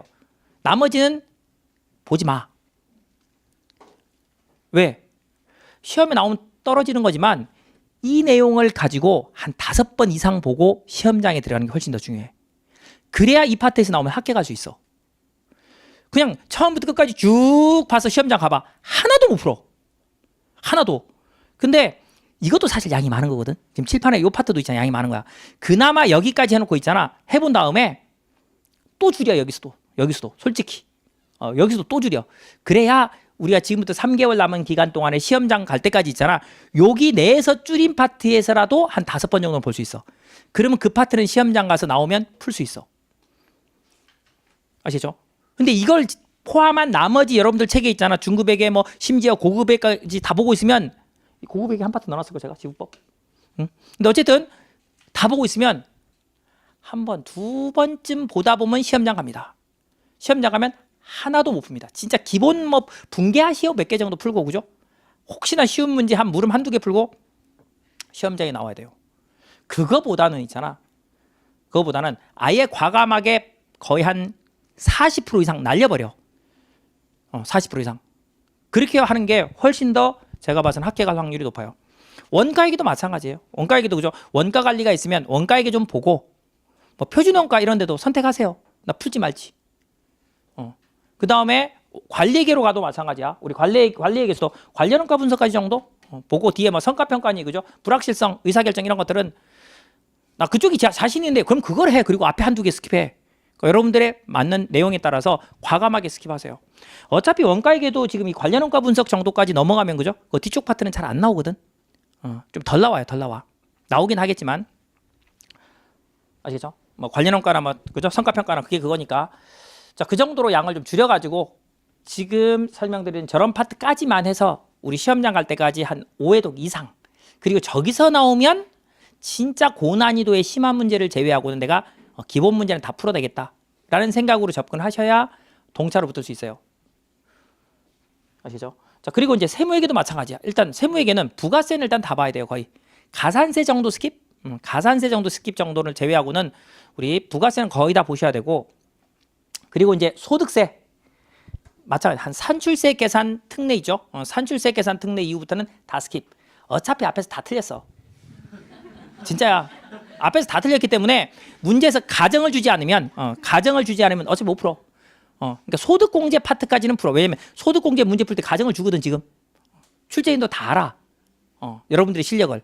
그리고 조금만 하나만 꼬아내도 그죠? 다 틀려버리기 때문에 이건 답이 없어. 이건 어쩔 수 없어요. 문제 스타일 구성 자체가 그렇습니다. 그래서 이 산출세 계산 이후는 아예 스킵한다라고 생각하고 접근하는 게 나을 수도 있어요. 그리고 나 양도세 자신 있어. 그런 분들은 양도세는 하세요. 양도세 같은 경우는 이제 자신 있는 분들이 한해서 1차 때 공부해 보면서 양도세 나는 아니야 라고 하는 분들은 이제 사실은 우리 2차 동차 때는 스킵하고 가실 수밖에 없는 내용입니다. 자, 그리고 이제 법인세죠, 그죠? 법인세 강론까지만 보세요. 강론까지. 강론에서 굳이 간다 그러면 부당해산 부인 정도까지. 부당해산 부인 정도. 그 정도까지만 가셔서 여러분들이 한 5회독 이상 하겠다라고 접근하는 게 훨씬 더 현실적입니다. 그리고 부계부 이후에도 난 세무회계 지금 법인세 문제 풀다 보니까 너무 재밌는데요. 하시는 분들은 그 연금인력개발비 세액공제와 최저한세 묶임 문제들이 있어. 그런 문제는 풀어보세요. 실무상에서도 반드시 해야 되는 내용이고 그 다음에 시험에 나온 지가 좀 됐어. 나올 때가 되었어. 그런 주제들. 아시죠? 그런 주제를 몇 개 테마 정도 정해놓고 여러분들이 공부를 해보실 필요가 있습니다. 아시죠? 그러니까 재무회계나 원가회계나 세무회계에서 이 정도로 양을 줄여야 돼. 그래야 있잖아. 세법학 공부 시간이 나와. 이것도 많은 거야. 솔직히 난 여기서 더 줄이고 싶어. 근데 제가 강사다 보니까 그나마 늘린 거야 이거 솔직히. 아시죠? 여기서 더 줄였으면 좋겠어 솔직히. 더 줄였으면. 근데 여러분들의 이제 능력껏 그건 한번 해보면 현실이 딱 와요. 현실이. 그래서 더 줄여야 되겠구나 라고 생각을 하실 수 있습니다. 그러면 이제 세법학은 이런 분들은 세법학 어쩔 수 없어요. 뭐 지금 우리 스터디 가이드 특강이라고 올려져 있지. 근데 그거는 이제 최소한 세법학을 한두 번 이상 본 분들이야. 세법학에 대해서 이해가 돼 있는 분들은 지금 스터디 가이드 특강이라고 제가 이제 엊그제 수업이 끝난 거예요. 그거 이제 여러분들이 들으시면 돼요. 근데 처음 나 세법학 공부해요 라고 하시면 그거 들으면 안 돼. 무슨 말인지 못 알아들어. 알아들을 수가 없어요. 그런 분들은 기본서로 공부하실 분들은 지금 이제 올려져 있거든요. 기본서 강의가 위에 1순환 해가지고 올려진데 하여튼 올려져 있는데 그 기본서 강의 그거 들어도 돼요. 그럼 어차피 동차나 그 처음 공부하시는 분들이나 유예생이나 어차피 별 차이가 없거든요. 그래서 기본서 그거 들으시면 되고, 자 그게 아니라 나는 차근차근 이런 것들 다 같이 해나가야 돼요 하는 분들이잖아. 이런 분들 같은 경우는 그냥 동차만 들으시면서 진도에 맞춰서 따라오시는 게 제일 나아요. 어쩔 수 없습니다. 방법에 그죠? 다른 방법이 없어요. 그래서 강의 때 이제 스터디 가이드 가지고 수업을 할 건데 그때 할 때 이제 동차 이론 측면에서 어느 부분이 중요하고 한지를 좀 구분을 해드릴 거예요. 그럼 별 친 거는 보시고 별 안 친 건 스킵. 근데 기본적으로 별 안 친 것도 일부 설명은 해드려요. 왜냐면 그걸 모르고는 별 쳐진 게 이해가 안 돼. 연계된 내용이다 보니까 조특법을 제외하고 나머지들은 앞에 내용을 알아야 뒤에 내용을 알 수가 있거든요. 그런 측면이 있으니까 여러분들이 일부는 제가 스킵하고 갈 겁니다. 어쩔 수 없어요. 시간이 부족하기 때문에 스킵하지만 여러분들이 강의 때 별표 쳐드리는 거 있잖아. 별 하나, 별 둘, 별 세 개 치는데 별 세 개짜리는 거의 없어. 없는 세목도 있고 그 다음에 해봤자 한 개, 두 개 정도 치고 안 쳐요 요즘에는. 옛날에 별 세 개 많이 쳤는데 제 스스로 뭐라고 해야 돼? 하여튼 이상하게 별 세 개 치면 그게 시험에 안 나와. 근데 별 두 개 친 데서 시험이 많이 나오더라고. 그러다 보니까 이제 별 세 개를 거의 안 치고 별 하나 아니면 별 두 개를 치는데 하여튼 뭐 그 정도 내에서 보시면 됩니다. 근데 이제 요 정도 공부하시면 여러분들이 빠듯하게 공부할 수 있어요. 그리고 동차반 때는 이제 어쩔 수 없이 스터디 가이드로 강의를 하다 보니까 우리 기본서에 있는 연습 문제를 좀 몇 개 풀어드리거든요. 왜냐면 어떤 식으로 세법학 답안지가 작성된지 좀 알아야 되잖아. 그래서 답안지 연습 목적으로도 문제 몇 개 풀어드려요. 그래서 그거는 이제 프린트물로 나눠드릴 거예요. 기본서 사례를 갖다가 프린트물로 나눠드릴 거니까 그래서 뭐 어떤 식의 문제가 출제됐다라는 부분은 충분히 동차반 가지고도 커버가 될 겁니다.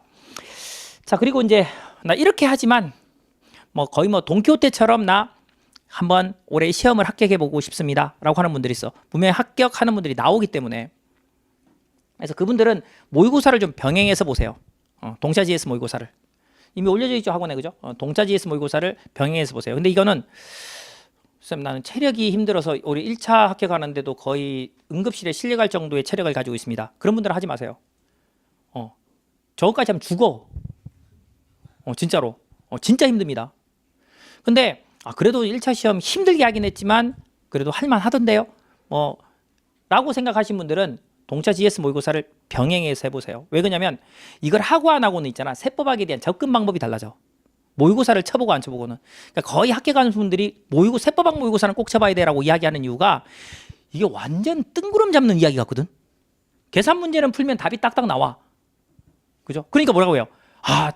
우리 세무에게 이런 연습서 강의하는 분들 강의를 너무 잘해. 근데 세법학 강의하는 사람들은 개판 5분 전이야. 이런 이야기가 돼. 왜? 강의하는 우리도 힘들어. 이걸 뭐라고 설명해야 되지? 라는 부분 때문에 용어가 세법학에 나오는 용어가 아니라 민법에 있는 용어, 뭐 행정소송법에 있는 용어, 그다음에 실무상 나오는 용어, 뭐 견금 이런 거 뭐 알아요? 여러분들이? 뭐 이런 단어들을 가지고 현실에서 접근하는데 세무에게서는 그런 게 나올 일이 없어. 그죠? 근데 세법학에서는 뭐 공윤이, 총윤이, 합윤이 이런 단어를 모르고는 접근이 안 돼. 이게. 근데 시간은 없고 다 설명을 못 하고. 그러니까 이제 그 부분은 어느 정도 안다라고 생각하고 접근하거나 또는 이건 이런 거야라고 넘어가니까 듣고 나면 그렇다고 했는데 이게 뭐 그다음에 뭐 어쩌라는 거야 이렇게 되거든요. 근데 그거를 일거에 해소할 수 있는 게 모의고사 연습이야. 어쩔 수 없어요. 그래서 여러분들이 이제 난 체력적으로 진짜 힘들다라고 하는 분들은 하지 마세요. 진짜 힘들어. 진짜 힘든데 그게 아니고 이제 그래도 나는 할 수 있어요라고 생각하시는 분들은 모의고사를 쳐봐야 세법학이 이런 거였구나라는 거를 알게 됩니다. 아시겠죠? 한 10번, 뭐 9번 이렇게 모의고사를 치니까 여러분들이 그렇게 해서 따라오시면 돼요. 자, 이게 이제 완전히 그죠? 올해 처음으로 지금 세무사 1차 시험을 합격한 분들이야. 즉 세무회계 연습을 본 적이 없는 분들, 이분들에 대한 이야기였고요. 자, 이제 두 번째 한번 보도록 합시다. 아니 두 번째 말고 지금 이분들에 대해서 공부 비중부터 봅시다. 공부 어느 만큼 공부를 해야 될 것이냐. 왜냐하면 지금 회계학 1부, 회계학 2부, 세법학 1, 2부가 있잖아. 그죠? 그 양을 표현하면 자, 요 정도 보면 돼요. 회계학 1부 한 30%, 2부 한 30%, 세법학 1, 2부 한 40% 정도. 요 정도 투입하시면 됩니다. 이걸 하루 기준으로 했을 때 있잖아. 오전은 재무회계, 그죠? 재무회계, 원가회계. 오후는 세무회계. 아시죠? 저녁은 세법학. 뭐 이런 식이야. 그 정도는 공부를 하셔야 돼. 요 정도는. 저 정도만 해도 하루 시간으로 따지면 몇 시간? 10시간 해야 돼. 그죠? 그죠? 10시간은 해야 돼. 그 정도 해야 겨우 빠집니다. 겨우. 하루 기준으로 이야기한 거예요. 하루 기준으로. 자, 저 정도는 공부를 하자. 자, 그렇게 했을 때 이제 우리가 점수를 보면요. 요즘에 쉽지는 않아. 쉽지는 않지만 여러분들이 아까 지금 이분들이야. 요분들 기준으로. 요분들 기준으로 이게 돼야 돼. 무슨 말이에요? 1회 합격할 수 있어요. 왜냐면 세법학도 지금 양이 많은데 있잖아. 다 가져갈 수가 없거든. 그런 상태에서 결국은 회계학 1부가 한 70점대 이상은 나와줘야 합격할 수 있어요. 그러니까 운이 그만큼 그죠? 좌우할 수밖에 없어. 그러니까 다만 저게 어느 정도 가능한 이유는 회계학 1부가 우리 1차 때 객관식 문제 합친 수준밖에 안 되다 보니까 그나마 다행이야. 그나마 다행. 아시겠죠? 그렇게 해야 여러분들이 평균 한 50점대 정도 맞을 수 있습니다. 평균 50점대. 그러면 합격할 수 있어요. 작년 기준으로는 무조건 합격이야. 근데 재작년 기준이면 떨어져. 재작년 기준으로 커트라인이 얼마였냐면 그 59.25인가? 그 정도 됐어요. 59점대였어. 작년에 40점대로 내려앉았지만 40년 초반으로 내려왔거든요. 그러니까 이게 채점에 따라서 어떤 애는 막 커트라인이 59점, 어떤 애는 40점 초반 이렇단 말이에요 지금.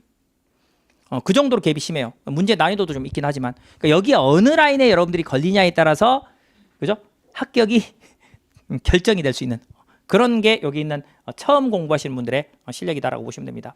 아시겠죠? 그렇게 공부하시면 되고요. 자, 그 다음에 이제 나 회계학 1, 2부를 있잖아. 한 1회독 이상은 쌤 했어요. 1회독 이상은 했어요. 또는 이제 뭐 회계사 공부하다가 넘어왔어요. 회계사 2차 시험까지 쳐보고 온 분들 이야기해. 뭐 1차 시험 쳐본 거는 그건 의미가 없어. 2차까지 쳐보고 온 분들. 그러니까 최소한 세무회계에서 한두 번 정도 이상 봤어요. 라고 한 분들은 기존에 보던 이 재무회계나 원가회계나 세무회계 연습서 있죠. 그죠? 그거 계속 보세요. 동시화 때는. 일단 그건 계속 보세요. 왜냐면 지금 바꿀 시간이 없어. 우리가 기간이 3개월밖에 안 남았기 때문에 시간이 절대적으로 부족합니다. 그래서 그냥 기존에 보던 책 거의 그대로 본다. 아시겠죠? 뭐 개정된 것만 새 책 사도 어차피 내용은 똑같거든. 나머지들은. 그래서 그대로 그죠? 보시기 바랍니다. 거기서도 마찬가지야. 회계학 1부에서 여러분들이 고득점을 좀 하셔야 됩니다. 똑같아요. 이거는. 회계학 1부에서. 그러니까 재무원가에서 어느 정도 점수를 확실하게 확보해야 돼. 자, 그렇게 해야 합격하기가 좀 수월합니다. 그리고 이제 회계학 2부 뭐 작년에 그죠 워낙 과락자가 많아가지고 이야기를 드리는 건데 아까 잠깐 이야기 드렸어요. 뭐냐면 이거 순서 있잖아.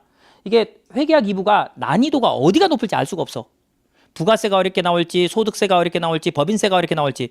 법인세는 30점짜리 한 문제 20점짜리 한 문제 보통 이런 스타일이란 말이에요.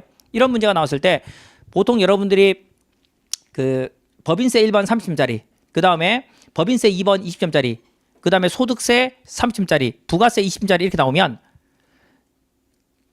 법인세 2번 문제는 거의 스킵하고 나와요. 시간이 없어 못 풉니다. 근데 한 번씩 있잖아. 이 법인세 2번 문제가 쉽게 나올 수도 있어. 그러니까 이거는 선택해서 푸세요. 선택. 아시죠? 나는 보통 일반적인 순서가 이거거든. 부가세 세무회계 문제부터 풀고 그 다음에 소득세 풀고 그 다음에 법인세. 이게 가장 일반적이야. 일반적. 아시죠? 그 다음에 나는 소득세보다는 법인세가 좀 자신 있는데요. 이런 분들은 살짝 순서를 바꿔. 부가세 문제 풀고 그 다음에 법인세 가고 그 다음에 소득세 가. 그 다음에 나는 오히려 법인세가 자신 있어요. 이런 분들이 있어. 그분들은 법인세 풀고 부가세 풀고 소득세 가요. 그러니까 이거는 이제 여러분들의 공부 성향 따라 스타일이 다르다고 생각하시면 돼. 제가 봐서 그동안 일반적인 모습은 이 방법이에요. 이 방법. 아시죠? 저 방법이 가장 일반적인 방법이야.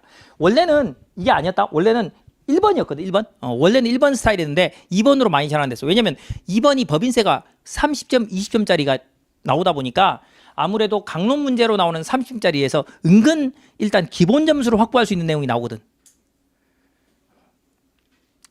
그래서 이제 법인세를 좀 더 푸시는 분들이 있어요. 그래서 기본적으로는 뭐 부가세 풀고 법인세 풀고 그다음에 소득세 푸는 방식 또는 바꾸는 건 상관없습니다. 여러분들 편하게 푸시는데 근데 내가 부가세를 자신하고 딱 갔는데 시험 문제 보니까 우와 이건 풀 수 있는 문제가 아니야. 그럼 빨리 그죠? 법인세부터 바꿔야 돼. 아시죠? 그래서 기본 점수 확보하고 부가세로 와서 큰 거 X 치고 그 다음에 잔잔한 것들 있죠. 점수 맞을 거. 그런 식으로 이제 커버를 좀 쳐나가기 바랍니다. 아시겠죠? 순서 너무 고집하지 말라는 이야기야. 여러분들의 실력껏 문제 딱 봤을 때 느낌 그걸 가지고 빨리빨리 그죠? 전환해서 어떤 것부터 먼저 풀지 전환을 해주실 필요가 있어요. 자 그리고 이제 이렇게 재무회계나 원가회계, 세무회계가 어느 정도 그죠? 공부가 1회독 이상 돼서 조금 더 업만 하면 돼 라는 분들이에요. 이런 분들은 이제 여러분들이 선택을 할 때 방법이 이제 동사 GS 모의고사는 꼭 치셔야 돼요. 모의고사는 꼭 보시고 모의고사 안 보고는 시험장에 들어가서 쓸 수가 없어 답안지가. 그래서 모의고사는 꼭 보셔야 되는데 이제 세법학 기본 수업을 들을 때 그죠? 이 세법학 기본 수업을 들을 때 뭘 들을 거냐는 거예요. 이거에 대해서 이제 지금 동차반을 들으시면서 차근차근 따라오는 방법도 있고 자 그게 아니라 지금 이미 올려져 있는 온라인이거든요. 온라인 수업. 그래서 이제 기본서 가지고 지금 온라인 수업이 들어와 있어요. 그리고 이제 기본서로 온라인 수업을 듣기 싫고 난 스터디 가이드로 듣고 싶은 분들은 올해는 지금 동차반이 안 올라와 있어. 스터디 가이드 특강만 돼 있단 말이야. 근데 이분들은 세법학을 그래도 공부한 적이 거의 없어. 그러다 보니까 이 스터디 가이드 특강을 들으면 안 돼요. 무슨 말인지 못 알아들어. 쌤 나 회계사 시험 치고 왔는데요. 또 나 지금 그 1차에서 세법 배운 고득점을 했는데요. 그런 거 필요 없어. 그랑 달라. 전혀 다른 이야기야 이게 세법학은. 그거 가지고는 안 돼요. 그래서 그런 분들은 차라리 기본 강의 있잖아. 지금 올려져 있거든. 기본 강의를 기본서로 듣거나 기본 강의 부분을 기본서로 들으면서 스터디 가이드 가지고 정리를 하세요 그냥. 강의가 좀 길어 근데 그건 내용이. 아시겠죠? 그래서 이제 그런 분들은 그렇게 가지고 정 안 되겠습니다 하면 작년 거 있어. 작년 거. 24년 거 스터디 가이드 가지고 강의한 거 그거 이제 개정된 부분만 그죠 스터디 가이드에 개정된 거 반영하는 정도 그렇게 보는 방법도 있어요. 그렇게 신청해서 지금 듣는 분들이 좀 보이더라고. 그래서 좀 빨리 듣고 싶은 사람 있잖아. 세법학에 대해서 빨리 접해보고 싶은 분들은 그래서 지금 25년 책으로 강의가 돼 있는 기본서로 해서 스터디 가이드 병행해서 그죠 책 펴놓고 같이 보시든가 아니면 작년 스터디 가이드 과정을 들으시거나 이렇게 해서 따라오시면 될 겁니다. 자, 그게 이제 우리가 세법학 그 온라인으로 이건 듣고 그죠? 따라오는 방법입니다. 아시겠죠? 그래서 이제 이분들도 마찬가지야. 세법학을 처음 했기 때문에 세법학에서 강의하는 전체 내용을 따라가기 좀 어렵고요. 별표 쳐드린 거 위주로 보세요. 여기도 어느 정도 리스크를 감수해 가면서 갈 수밖에 없습니다. 이것도 아시죠? 그래서 그렇게 보시고 그다음에 이제 이분들 같은 경우는 온라인으로 저 세법학을 들으려고 하는 이유가 있잖아. 모의고사 쳐보려고 하는 거거든 사실은. 지금 우리가 동차반을 들으면 동차반대로 동차 GS 모의고사 진도를 다 못 맞춰. 그렇게 강의를 할 수가 없어. 불가능해요. 그래서 1차 과목, 1차 때 시험 본 과목이 겹치는 부분은 동차 앞부분에서 강의를 못 해. 그러니까 그거는 여러분들한테 동차 GS 모의고사 때 제가 이제 모의고사를 우리가 토요일, 일요일 치면은 제가 금요일 정도에는 올려드려요. 주요 주제가 뭔지. 그때 제가 목요일까지 모의고사를 만들어야 되니까 만들어가지고 올려드리면 이제 그걸 집중적으로 공부를 해가지고 토요일, 일요일 모의고사를 쳐보는 거야. 그런 방식이에요. 자, 그러니까 모의고사는 충분히 칠 수는 있어. 그리고 새로운 문제가 나왔을 때 어떻게 접근해야 되느냐 이런 것들을 갖다 이해하기는 좋습니다. 근데 나는 그래도 쌤 전체적으로 한번 정리를 해가면서 보고 싶어요. 그런 분들이 지금 온라인으로 듣는 거야. 아시죠? 실강으로 듣는 분들이나 지금 현재 동차반으로 그죠? 이제 강의가 시작될 우리 5월 1일부터 시작되는 그 강의를 들을 분들은 어차피 진도 속도보다 그 강의 진도보다 모의고사가 더 빨라요. 다만 이제 우리 안 본 세목 있지. 상속 증여세, 지방세, 개별소비세 이건 다 맞춰 나가요. 이거는 그 진도 나가기 전에 모의고사 안 쳐요. 그러니까 그런 부분들은 상관없으나 1차랑 겹치는 세목만 아시죠? 혼자 먼저 기본은 볼 수 있으니까 그 부분들이 그렇게 나간다라고 생각하시면 됩니다. 그래서 이거 온라인으로 제공되는 부분도 마찬가지예요. 여기 우리 별표 친 것들 위주로 해가지고 여러분들이 공부를 하시고 GS 모의고사까지 그죠? 같이 병행해서 보시면 됩니다. 자, 이런 분들 같은 경우는 이제 한번 보시면 공부 비중이 이제 우리가 그죠? 우리가 5월, 7월 이렇게 봐가지고 이제 봐야 되는데 그래야 뭐 그죠? 7월까지 공부하고 나머지 이제 한 달 정도 정리를 하죠, 그죠? 정리할 시간이 있어야 될 거 아니에요. 그죠? 8월 2일 날 시험 칠 때까지 정리할 준비를 해야 되는데 여기는 아무래도 세법학에서 아까 과락률 보셨죠? 61기 60일의 과락률 세법학 1, 2부로 은근히 합격한 분들이 많아요. 그러니까 여기는 아까 말씀드린 대로 재무회계 원가회계가 조금 공부가 된 분들이기 때문에 재무회계 원가회계 세무회계 비중을 조금 줄이시고요. 아예 여기는 세법학을 좀 더 집중을 하세요. 자, 그렇게 하시면 세법학이 요즘에 문제가 난이도가 조금 낮거든. 옛날에 비하면. 그러니까 오히려 저기서 고득점을 받아가지고 안정적으로 합격할 수가 있어. 오히려. 여긴 이건 전략이야 진짜. 요 정도 라인에 계신 분들은 이건 전략이야. 아시죠? 전략적으로 세법학 비중을 조금 더 높이셔서 보시기 바랍니다. 자, 그렇게 하시면 이제 목표 점수는 비슷해요. 왜? 똑같아, 그죠? 이거 커버 치고 여기서 점수 확보하는 거야. 아시죠? 그렇게 됩니다. 얘는 이제 문제가 쉽게 나온다고 했을 때 이야기예요. 쉽게 나온다고 했을 때 제가 봤을 때 저렇게 막 힘들어. 요즘 같은 문제 스타일이면 시간 내 풀 수가 없어요. 시간 내. 그래서 좀 고려를 해서 가자라고 이해를 해주시면 됩니다. 그래서 이제 이분들 같은 경우는 그래도 아까 첫 번째 본 K 유형보다는 합격할 확률이 조금 더 있는 분들이죠. 회계학 1, 2부가 그죠? 조금 돼 있기 때문에 그래서 작년 기준으로는 커트라인이 40점 되지만 재작년 기준으로는 59점이었단 말이야. 59점. 그래서 한 60점 가까이는 맞겠다라고 생각을 하고 공부를 하세요. 설령 저거보다 조금 점수를 낮게 맞는다 하더라도 그 정도는 하겠다라고 생각하고 접근을 해주시기 바랍니다. 자, 그리고 이제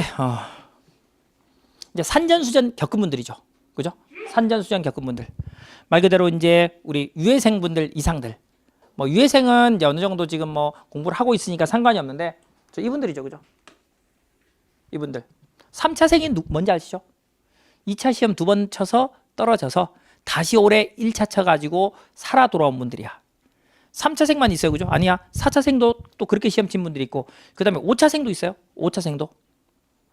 그러니까 5차생은 세무사 2차 시험을 몇 번 친 거예요? 일단 4번, 그죠? 이상 친 분들이야. 4번. 그러니까 가능하면 그렇게 이제 내가 장수를 안 하는 게 제일 좋아요. 장수를 안 하는 게. 근데 그건 알 수가 없잖아, 그죠? 빨리. 그래서 지금 동차 때 이렇게 이야기를 드리는 이유가 내가 언제 합격할지 모르니 동차 때 끊어낼 수 있으면 빨리 끊어내는 게 좋다는 거야, 합격에서. 그래서 지금 이 동차라는 3개월이라는 기한을 날리기에는 너무 아까운 시기라는 거죠. 그래서 약간 리스크는 안고 가지만 그래도 가능하면 이번에 힘들든 그죠? 어렵든 상관없이 꼴찌 합격이라도 하자. 리스크 안고. 그렇게 해야 5차생 이렇게 안 될 수 있단 말이에요. 3차생 이렇게 안 될 수 있어요. 3차생은 많아요, 참고로. 우리 동차생이라고 합격해서 그 리스트 나오는 거 보면 200 몇십 명씩 합격하거든. 700명 중에. 그죠? 한 거의 300명 가까이 합격해요. 우와, 동차생이 이렇게 많이 붙어요? 다 뻥이야, 그거. 다 뻥입니다. 한 300명, 700명 중에 한 300명 가까이가 동차생으로 붙는데 그 300명 붙는 분들 중에 있잖아. 저 3차생 이상 분들. 3차생 이상 분들이 거의 한 80%는 될 거야. 80%. 80%는. 그러면 생동차로 나오는 분들은 겨우 얼마 되겠어요, 그죠? 한 50명 전후 될까? 아마 그게 맞을 거예요. 한 50명 정도. 그러니까 여러분들이 생동차로 여기 오신 분들은 한 50명 안에 들어야 된다는 이야기예요. 사실상은. 그래서 아까 제가 운이 받쳐줘야 붙을 수 있다고 이야기한 거야. 아시죠? 그리고 나머지 이게 생동차로 붙는다고 막 온 홍보하고 있는 건 다 거짓말이야, 다 거짓말. 불가능해, 그거는. 아니, 결과가 나오지 않습니까? 거의 다 3차생들, 5차생들 이런 분들이라니까요. 그 다음에 옛날에 이제 세무사 시험만 3-4번 쳐서 합격했다가 또, 2차 시험까지 갔다가 떨어졌어. 그리고 나서 때려치우고 어디 가요? 직장 취업해 한 2-3년. 가보니까 이게 아니야. 또 때려치우고 또 공부 와. 이런 분들이야, 이런 분들. 그런 분들은 옛날 걸 싹 지워버릴 수 있지. 난 생동차생입니다. 많아. 심지어 한 3년 전에 학교 간 친구 중에 한 명은 10년 전에 수업 듣고 있잖아. 트라우마 걸려가지고 떨어진 친구인데 심지어 다른 자격증까지 다 따가지고 사회생활 하다가 해보니까 세무사가 필요하대. 그래 다 시험 치러 왔어. 그 당시 왜 떨어진지를 제가 워낙 트라우마를 알고 있었기 때문에 모의고사를 치는데 너무 익숙한 얼굴이 보이는 거야. 내가 쟤를 어디서 봤더라. 고민하다 보니까 이제 그 생각이 나더라고. 그 다시 공부 시작하네? 라고 했더니 어떻게 알았어요? 붙었어, 그게. 생동차로.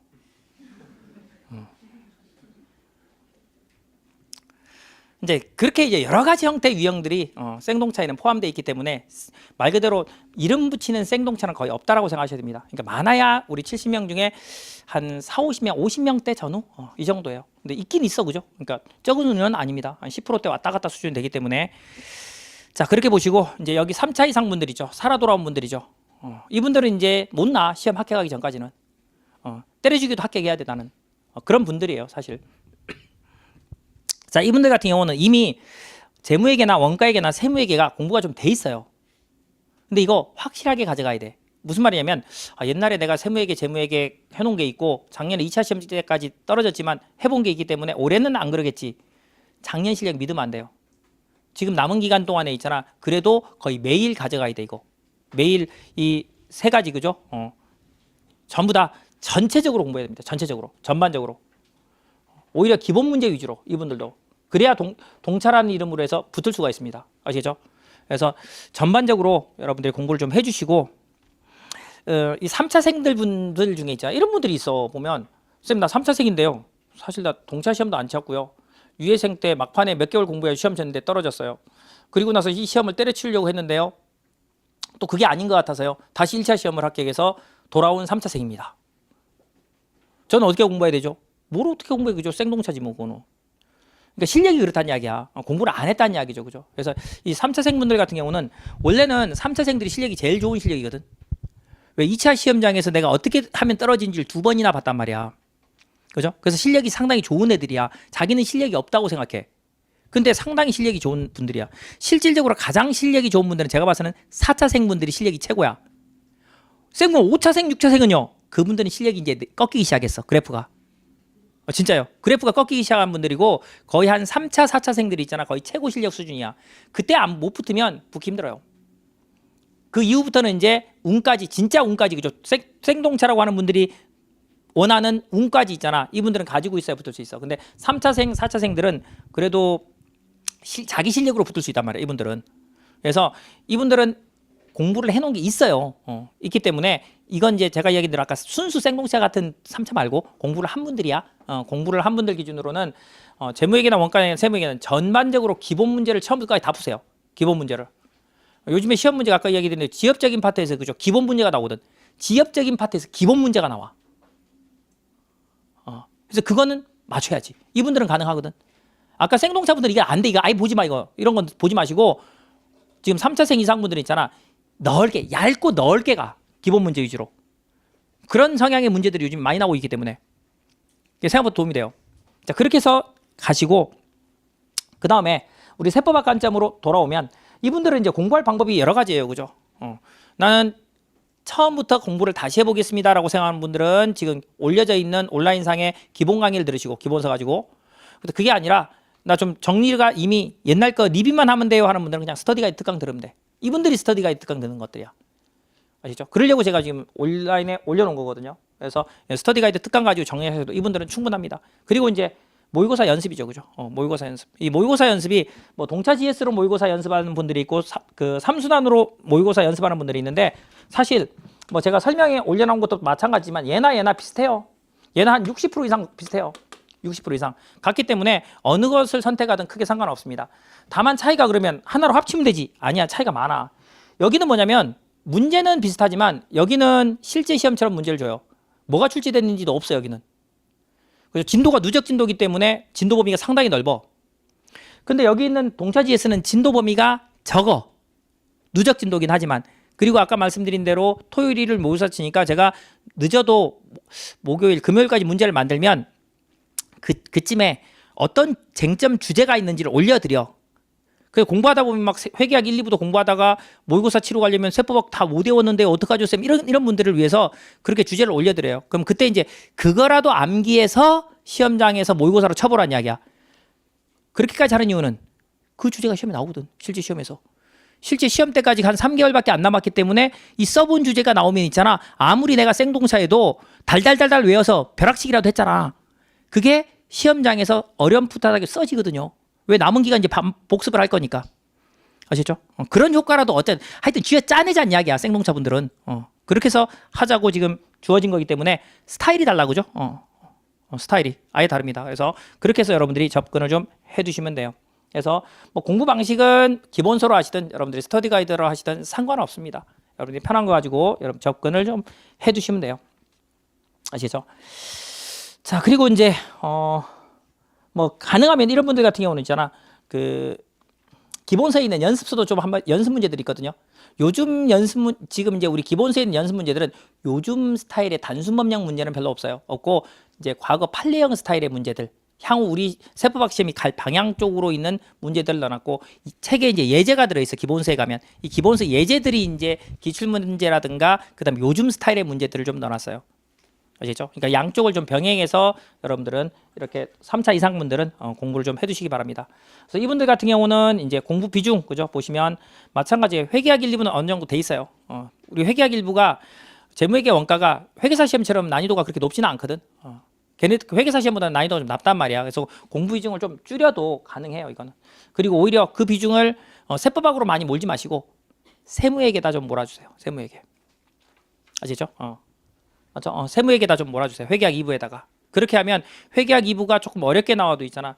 과락은 확실하게 넘길 수 있거든.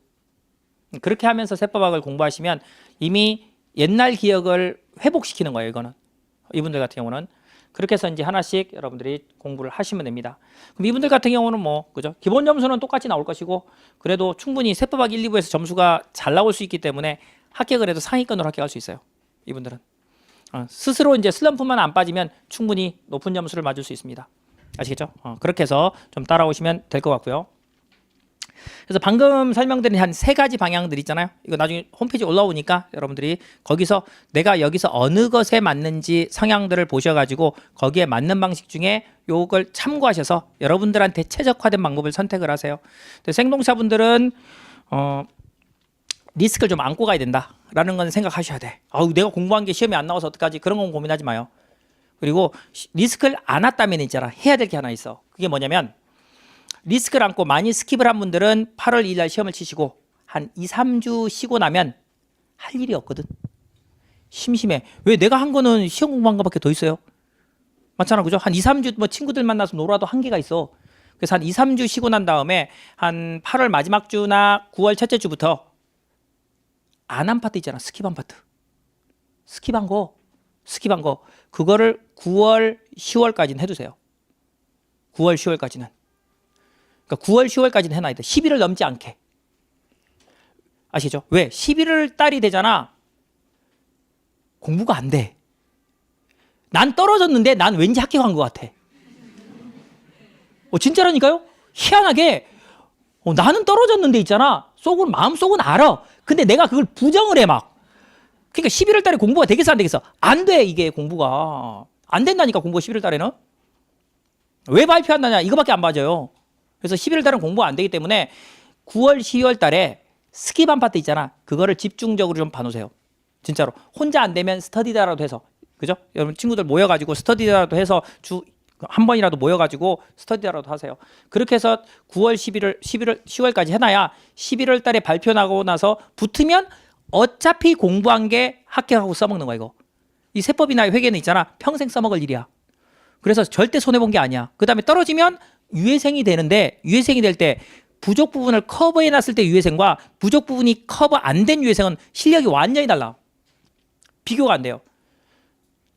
아시겠죠? 그래서 여러분들이 8월 2일 시험 칠 때까지 동차로 들어오실 분들은 많이 스킵을 하셔야 돼. 어쩔 수 없어. 거의 한 60%만 공부하고 한 50%만 가지고 합격한다고 생각하셔야 돼. 그리고 나서 날린 한 40%, 50% 있잖아. 이 부분은 9월, 10월 달에 보강하겠다. 그렇게 해두시고 공부를 하시기 바랍니다. 아시겠죠?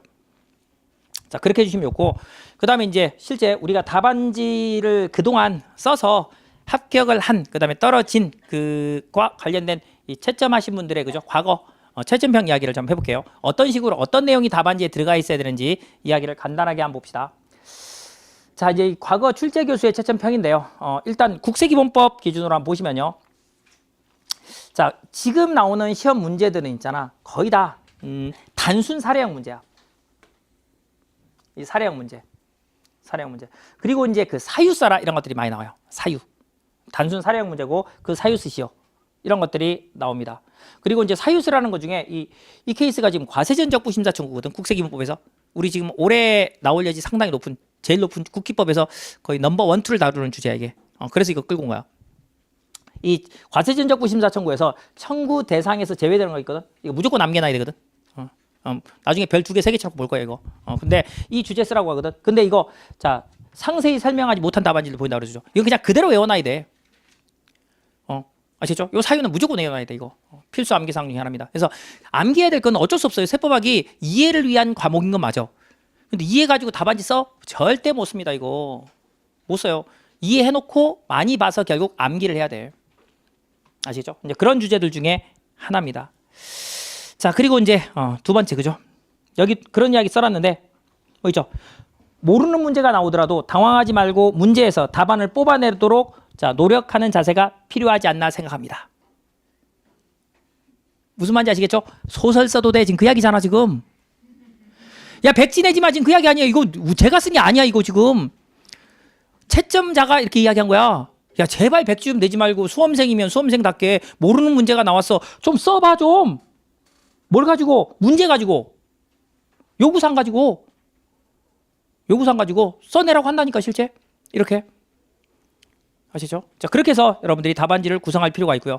그 다음에 옛날 시험 문제 답안지는 있잖아. 이런 스타일이었다. 서론, 본론, 결론 이런 식으로.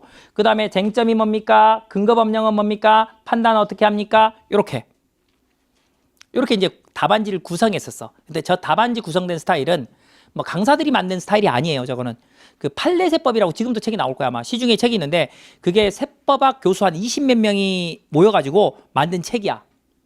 거기에 걔네들은 좀 그렇다. 그 교수들이 써놓은 거야. 거기에 세법학 답안지는 이렇게 써야 됩니다. 그 틀이야. 그 틀. 그게 이 틀이거든. 이 틀. 이 주관식의 가장 기본적인 포맷이에요 이게. 자 그렇게 돼 있는데 여기는 무슨 이야기를 하는 거냐면 요구사항에 쓰라고 한 게 있는데 그거 무시하고 그냥 서론, 본론, 결론으로는 쓰지 말라는 이야기야. 아시죠? 지금은 이게 중요한 게 아니야. 이게 중요한 게 아니라 뭐대로 써라? 물어보는 요구사항대로 물음을 쪼개서 목차를 만들어서 제발 그 순서대로 좀 써주세요 그 이야기야. 네 맘대로 답안지 쓰지 말고 그 이야기예요. 그냥 예를 들어서 과세관청의 부가처분이 타당합니까? 라고 10점짜리로 물어봤어. 자 그러면 이렇게 쓰면 돼. 그런 것들 이렇게 쓰면 돼요. 그런 건 이렇게 쓰지만 그게 아니라 과세처분의 타당성을 물어보면서 법령은 이거 쓰시고 이거랑 비교해서 판단하시오 라고 하면 이미 지금 주제가 쪼개졌죠? 그걸 목차로 잡으라는 거야. 네 마음대로 이렇게 목차 잡지 말고. 아시겠죠? 근데 요즘 스타일은 이렇게 거의 안 나와. 작년에도 유일하게 한 물음이 이렇게 나왔어. 이렇게 쓰는 물음이 유일하게 한 물음 나왔고 나머지는 전부 다 줬어. 아시겠죠? 이거 구분해 쓰시오. 왜? 채점하기가 편하거든. 채점자가 자기 채점 편의를 위해서 그렇게 지금 문제 스타일이 완전히 바뀌었어요. 아시죠? 자, 그 부분을 여러분들이 고려를 좀 해주시면 되고요. 자, 소득세법 관련해서 채점평 한번 보시면요. 자, 여러분들이 이제 좀 힘들어하는 부분이야. 이 사례형 문제에 대한 대비가 부족하다. 그죠? 사례형 문제에 대한 대비가 부족하다. 이런 이야기들이 많이 나와요. 그래서 이제 뭘 해봐라. 어쩔 수 없어. 모의고사 연습을 할 수밖에 없어. 이거는 그냥 수업만 듣고는 아 그렇구나라고 하는데 그 다음에 답안지를 어떻게 써야 됩니까? 하나도 몰라. 그래서 결국은 여러분들이 모의고사 연습을 통해 가지고 이 사례형 문제에 대한 답안지를 여러분들 연습을 해야 됩니다. 아시겠죠?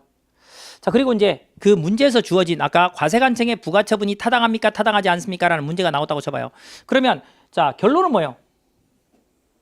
과세관청의 부가처분이 타당하다 타당하지 않다잖아. 그러면 과세관청의 부가처분이 타당하다 타당하지 않다는 결론은 어차피 50% 확률이야. 그럼 그 결론에 나온 결과에 타당하다라고 결론을 내려봐. 그럼 타당하다고 결론을 내리면 그 타당하다라는 결론이 나오기 위한 논리 근거를 판단 근거로 써야 돼. 아시겠죠? 판단 근거로. 논리 근거를. 자, 저 판단 근거로 법령과 판례를 이제 수업 시간에 배울 거예요. 저걸 끌고 와서 답안지에 쓸 수 있으면 됩니다. 그럼 엄격 해석의 원칙도 나오고 실질 과세도 나오고 뭐 여러 가지 주제들이 나와요. 그리고 이제 사례 내용들 중에 어떤 거를 끌고 와야 되는지. 자, 그런 것들을 좀 체계적으로 답안지를 쓰시오라는 이야기가 여기서 나옵니다. 아시겠죠? 자, 그다음에 한번 보시면 이런 것도 있죠. 자, 아주 잘 쓴 답안지도 있대. 그죠? 아주 잘 쓴 답안지도 있대. 근데 눈에 띈대. 누가? 백지. 그죠? 백지 답안지도 눈에 띈대. 실제 이제 채점하신 분들의 채점평이에요, 저게. 아시죠? 결국은 물어보는 요구사항대로 맞는 답안지를 쓰면 채점자는 점수 잘 준다는 이야기야. 그러니까 물어보는 요구사항에 있는 목차를 가지고 여러분들 답안지 목차를 세워라 라고 이야기를 하는 거고요. 그러니까 절대 백지 내시면 안 돼. 얼마나 답답했으면 그죠? 채점평이라 저런 거 써놨겠어. 기본 점수 말 그대로 글씨값 주겠다는데 왜 그걸 포기를 하냐고. 그죠? 합격하러 와가지고. 아시겠죠? 자, 그런 부분들을 좀 잘 정리해두자. 그렇게 생각을 해두시고요. 그 다음에 세법학은 결국 뭐죠? 공부량이야. 양에 비례해요. 이건 어쩔 수 없어. 그죠? 양에 비례하는 답안지입니다. 그래서 우리가 동차생으로 생각하시는 분들은 어차피 스킵하고 가야 되지만 그게 아니고 공부를 좀 하신 분들은 충분히 양이 써져요.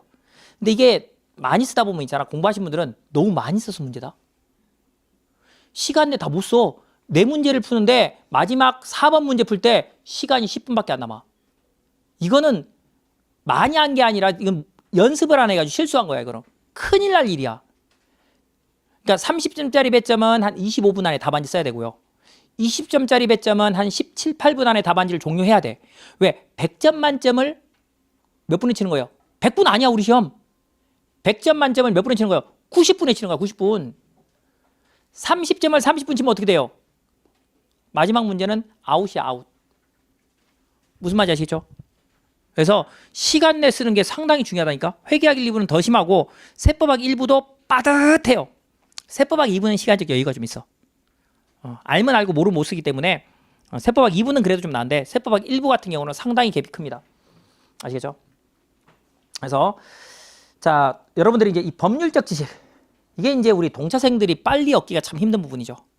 뭐 그래도 뭐 어떻게 해야 되고 해야지 뭐 어떻게 법률적 지식 측면 그 다음에 세법 논리 정하기 이런 것들이 이제 관건입니다. 근데 이런 논리들이 있잖아. 요즘에는 고민 안 해도 되는 게 아까 얘기대로 물음의 요구사항들을 구분해서 주니까 거기에 맞는 답안지만 좀 쓰면 돼서 조금 수월해졌어요. 옛날보다는. 옛날에는 네가 알아서 판단하시오 라고 10점 20점 줬단 말이야. 그러니까 이게 논리를 다 체계를 세워야 되는데 지금은 이걸 줍니다. 주제를. 그래서 크게 어렵지 않게 판단할 수가 있어요. 자, 법인세법에서도 마찬가지입니다. 한번 봅시다. 법인세법에서 자 보시면 규정의 내용, 법인세법 규정의 내용, 그 다음에 취지. 우리 세법학에서 있잖아. 제일 많이 나온 게 이거야. 취지 쓰시오. 취지 쓰시오가 제일 많이 나와요. 취지 쓰시오. 심지어 조세특례제한법에서 시험 문제는 취지 쓰시오. 실제 책에 보면 취지가 한 줄, 두 줄밖에 없는데 배점이 10점짜리야. 그런 문제도 있어요. 이제 큰 배점인데 취지를 쓰라고 그러는데 내가 수업 시간에 듣고 내가 책으로 본 거는 한두 줄밖에 없는데 이거 어떻게 써요? 그때는 개념부터 다 끌고 와야 돼 거기다. 그죠? 개념부터 다 끌고 와서 거기다 녹여가지고 취지를 만들어 쓸 수밖에 없어. 자, 그런 것들도 여러분들이 결국 능력이야, 능력. 그래서 취지 쓰라가 세법학은 항상 나온다. 그래서 우리 책에 보면 취지가 엄청 많아. 자, 어떻게든 찾아가지고 취지를 갖다가 판례든 뒤져가지고 갖다 책에 집어넣거든요. 그래서 취지는 여러분들이 근데 세법 취지는 있잖아. 그 특정 파트 취지를 제외하고는 다 비슷해. 과세형평 도모다, 뭐 조세정의 실현이다, 조세피 방지다, 뭐 과세관청의 입증 책임으로 완화한다, 이런 기본적인 취지는 비슷해서 하다 보면 있잖아, 헤이 별거 아니네 이렇게 느낌이 들어요. 특정 취지 몇 가지만 이제 별도로 정리해서 암기까지 좀 해둬야 되고, 나머지는 거의 다 조세피 방지, 과세형평 도모, 조세정의 실현, 뭐 공평과세, 실질과세 이런 것들이야. 아시죠? 자, 그렇게 이해를 해두시면 되고요. 그 다음에 이제 결론을 제기할 때 있잖아. 문제가 물어보면 이 결론이 맞습니까? 라고 물어볼 때 그 논리적 근거 있죠. 구체적 타당성이 있는 해결 방안, 그죠? 이런 것들이 중요해요. 그러니까 왜 이 결론이 나왔는지, 그러니까 논리를 세워서 답안지를 쓰셔야 돼. 그러니까 사례 판단의 근거를 쓰고 결론을 제시한다고 하면 그 결론에 맞추는 사례 판단 근거가 돼야지, 결론은 타당하다라고 해놓고 위에다가는 1번 타당할 수도 있다, 2번째 타당하지 않을 수도 있다. 아시겠죠? 뭐 여러 가지, 그죠? 이런 견해도 있다, 저런 견해도 있다. 이런 것들은 논리적인 답안지가 될 수가 없다는 거지. 그러니까 내가 결론을 내려놨으면 거기에 맞는 결론의 근거로, 그죠? 논리적으로 답안지를 좀 써라라는 입장입니다. 자, 그런 부분들을 여러분들이 정리를 좀 잘 해두시고요. 그 다음에 이제 답안지를 쓸 때 있잖아. 사례형이 간단하게 주어지는데, 그러면 이 사실관계를 잘 적용해서 체계적으로 설명을 좀 할 필요가 있다는 거죠. 사실관계를 잘 판단해서. 사실관계 판단이 상당히 중요합니다. 그래서 사실관계를 잘 읽어보고 우리가 사례 판단 근거의 그 사실관계를 간단하게 요약해서 이런 내용이니까 이런 결론이 도출되었어요 라는 여러분들이 내용을 정리해서 답안지에 좀 쓸 필요가 있다라고 이해를 해두시면 됩니다. 자, 상속진역세법도 마찬가지 논리예요. 기본적으로. 자, 논점을 갖다가 똑바로 파악하고 있는지 이걸 많이 생각합니다. 출제위원들이. 그러니까 물어보는 요구사항에 맞는 답안지를 써야지, 전혀 상관이 없는 답안지를 쓰잖아. 그럼 전부 다 논점 이탈이다. 전부 다 논점 이탈이에요. 그러면 점수가 거의 안 나와요. 아시겠죠? 내용은 많이 썼는데. 그래서 아예 모르는 문제는 글씨값이라도 밖에 쓰고, 아는 문제들은 있잖아, 맞는 내용으로 많이 써. 작년까지도 보면 최근 한 2, 3년에 채점자들에 의하면 그래, 많이 쓴 사람을 점수를 더 줬다. 근데 많이 썼다는 내용이 뭐예요? 관련이 있는 내용으로. 상관없는 내용은 잔뜩 써봤자 하등의 상관이 없고, 그거는 그 파트에 관련이 있는 내용으로 많이 쓴 답안지를 점수를 많이 줍니다. 아시죠? 그래서 중요한 주제들 위주로 조금 더, 그죠? 넓게까지 여러분들이 공부를 할 부분들이 있어요. 별 한 2개씩 이렇게 쳐놓은 것들은. 그런 거 위주로 여러분들이 정리를 해주시면 됩니다. 이것도 마찬가지예요. 그죠? 사례나 이 규정에 맞는 답안지 쓰자. 그 이야기를 하는 거고요. 자, 그리고 이제 이 주식평가 관련된 규정이 있죠. 우리 상속증여세에서. 상속증여세에서 비상장주식에 대한 평가, 그 다음에 상장주식에 대한 평가, 그 다음에 할증평가 특례가 있거든. 그 할증평가 특례가 이제 중소 중견기업은 적용 대상이 아니에요. 그래서 이제 그쪽 관련 규정들이 있는데, 이 부분도 상당히 중요한. 그리고 왜 이게 중요하냐면, 여러분들이 합격하고 나서 매년 해야 돼. 이거 주식평가, 비상장주식평가 있잖아. 매년 수수료 받아가면서 매년 해야 될 일이야. 여러분들 거래처를 거. 그때 워낙 현실에서 많이 쓰기 때문에 시험에서도 잘 나온다라고 생각을 하셔야 됩니다. 시간이 되신 분들은 제가 그래서 기본 강의 때 항상 그 이야기예요. 아마 스터디 가이드 특강에도 올려져 있을 텐데, 비상장 주식의 평가 문제는 세무회계 체계 문제를 꼭 풀어봐라. 특히 영업권이 포함된 문제로. 왜? 합격하고 나서도 해야 돼. 어차피 해야 될 일이야. 근데 혹시나 시험에 나올려지도 높아. 그러면 봐놔야 돼. 아시죠? 그런 것들을 좀 하라는 의도로 이야기를 드렸어요. 자, 여기잖아.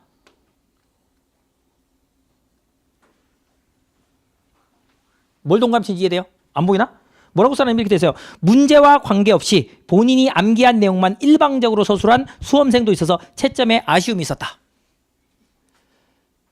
아까 관련 내용 쓰라고, 그죠? 많이 쓰는 건 좋은데, 관련 있는 내용으로 많이 쓰면 점수를 주겠다고. 근데 쓱 보면 알거든. 이게 채점자가 내가 어떤 문제를 냈는지 알고 있기 때문에 전혀 쓸데없는 내용으로 양 많이 쓰면 아예 그어버린다는 이야기야. 점수 안 주겠다는 이야기죠. 아시죠? 자, 세법학 2부도 간단하게만 봅시다. 세법학 2부도 보시면, 자, 부가세법을 기준으로 해서, 자, 이 부가세법은 비교 문제도 많이 나오고요. 그 다음에 또 여기 있죠. 최근에 개정돼서 시행된 문제. 그죠? 최근에 시행돼서 개정된 문제. 요거 출제 많이 되니까 많이 봐라 라고 이야기하죠. 그리고 부가세는 참고로 있잖아, 정말 기본적인 게 시험 제일 많이 나온다. 작년에 문제가 뭔지 아세요? 면세사업 등 면세 공급가액 쓰시오. 뭔지 시험 문제야. 개론 수준의 내용 아니에요? 물론 쓰라면 여러분들 이제 막막하지만 지금은 재화의 공급 용어정의 쓰시오. 재화의 공급 이제 용어정의 쓰시오. 자기생산 취득재화가 뭡니까? 용어정의 쓰시오. 이런 것들이야. 시험 문제가.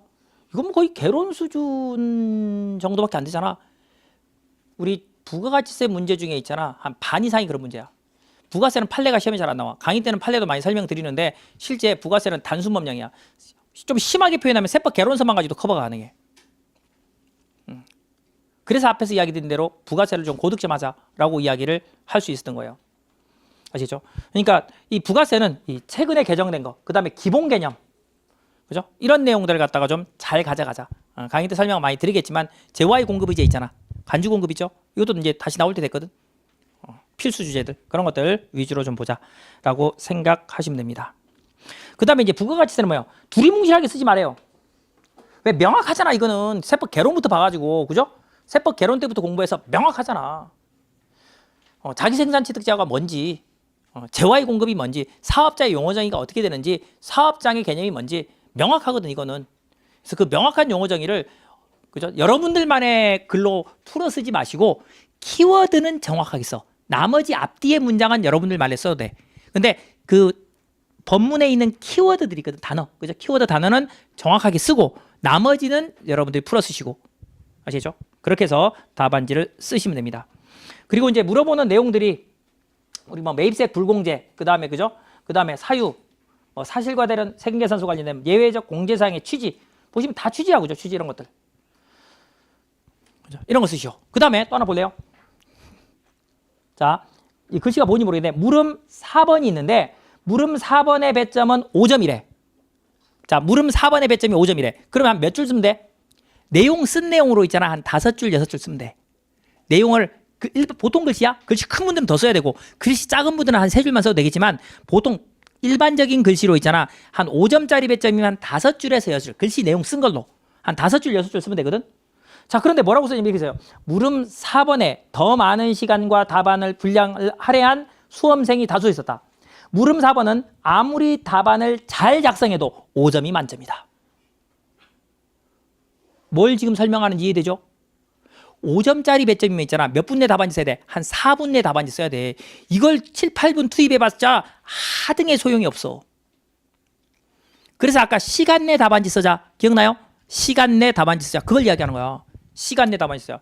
10점짜리면 한 7, 8분, 8, 9분 안에 답안지를 종료해야 되고 지금처럼 5점짜리면 한 4, 5줄, 5줄, 6줄 요 정도에서 끊어야 돼. 이거 내가 확실하게 아는 내용이니까 한 바닥 써야지. 한 페이지 다 써야지. 뭐라고 그러고 있어요, 그죠? 야, 너 그렇게 많이 써봤자 5점 주지도 않을 뿐더러 5점이 만점이다? 그 이야기야.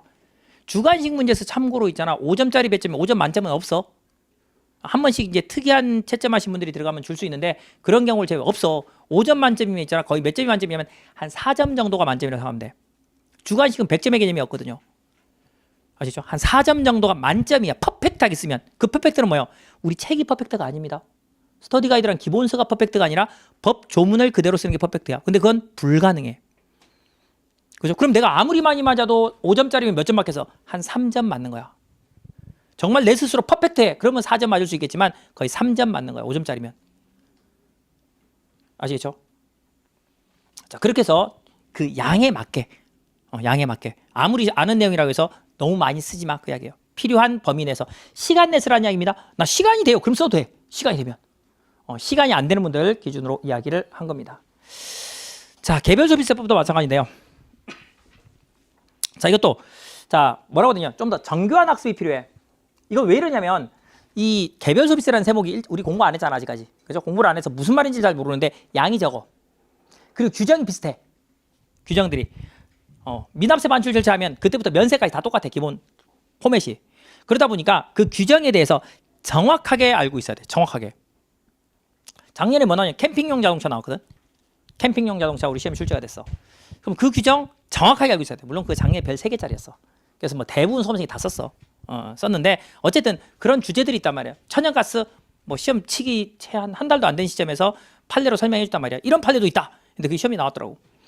근데 그런 주제들이 있어요. 근데 그거는 좀 정확하게 있어요. 정확하게. 알고 들어갔잖아. 채 며칠도 안 돼서 보고 들어왔는데 그걸 못 써버리면 안 되는 거죠. 특히 개별 소비세 같은 경우는 더더군다나 그래요. 자, 그리고 이제 우리 개별 소비세에서 시험이 제일 많이 나온 게 뭐냐면 요거다, 이거. 미납세 반출이라는 단어가 있어. 반출을 할 때 개별 소비세는 과세를 하는데 미납세야. 세금을 납부하지 않은 상태로 반출하는 거야. 그러면 절차를 엄격하게 지켜야 돼. 이 미납세 반출이 되는 개별 소비세 과세 물품은 뭐냐면 우리 한번 생각해봐요. 보석 이런 거야. 승용 자동차 이런 거야.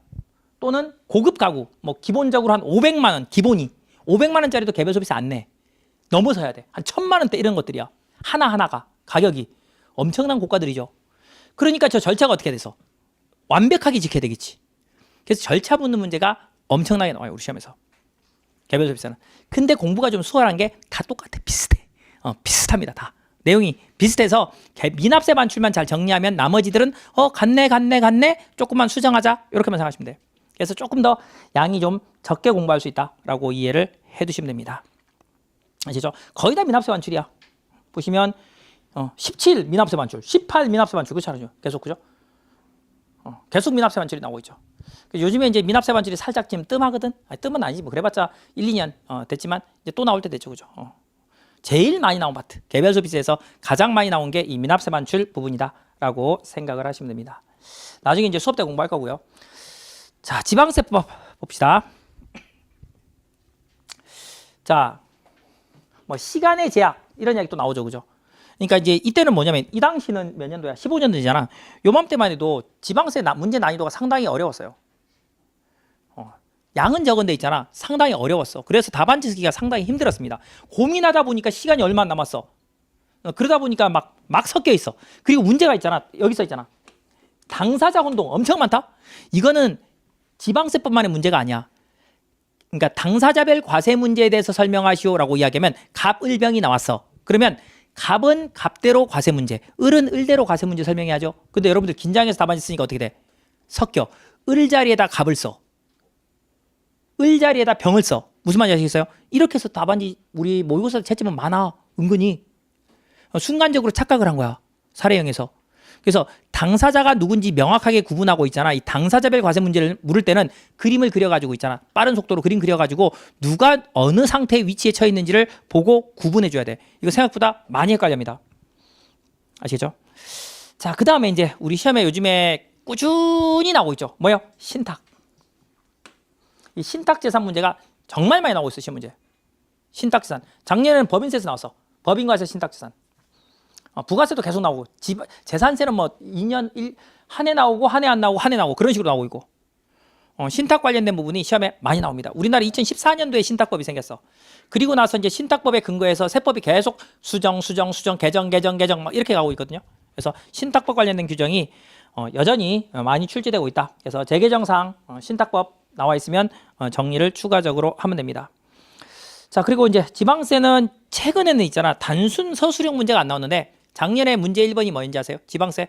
우리 나중에 이제 하겠는데 표준세율 쓰시오 부동산 끝. 최근 들어와서 지방세에서 말도 안 되는 어떻게 보면 문제가 처음 나왔어.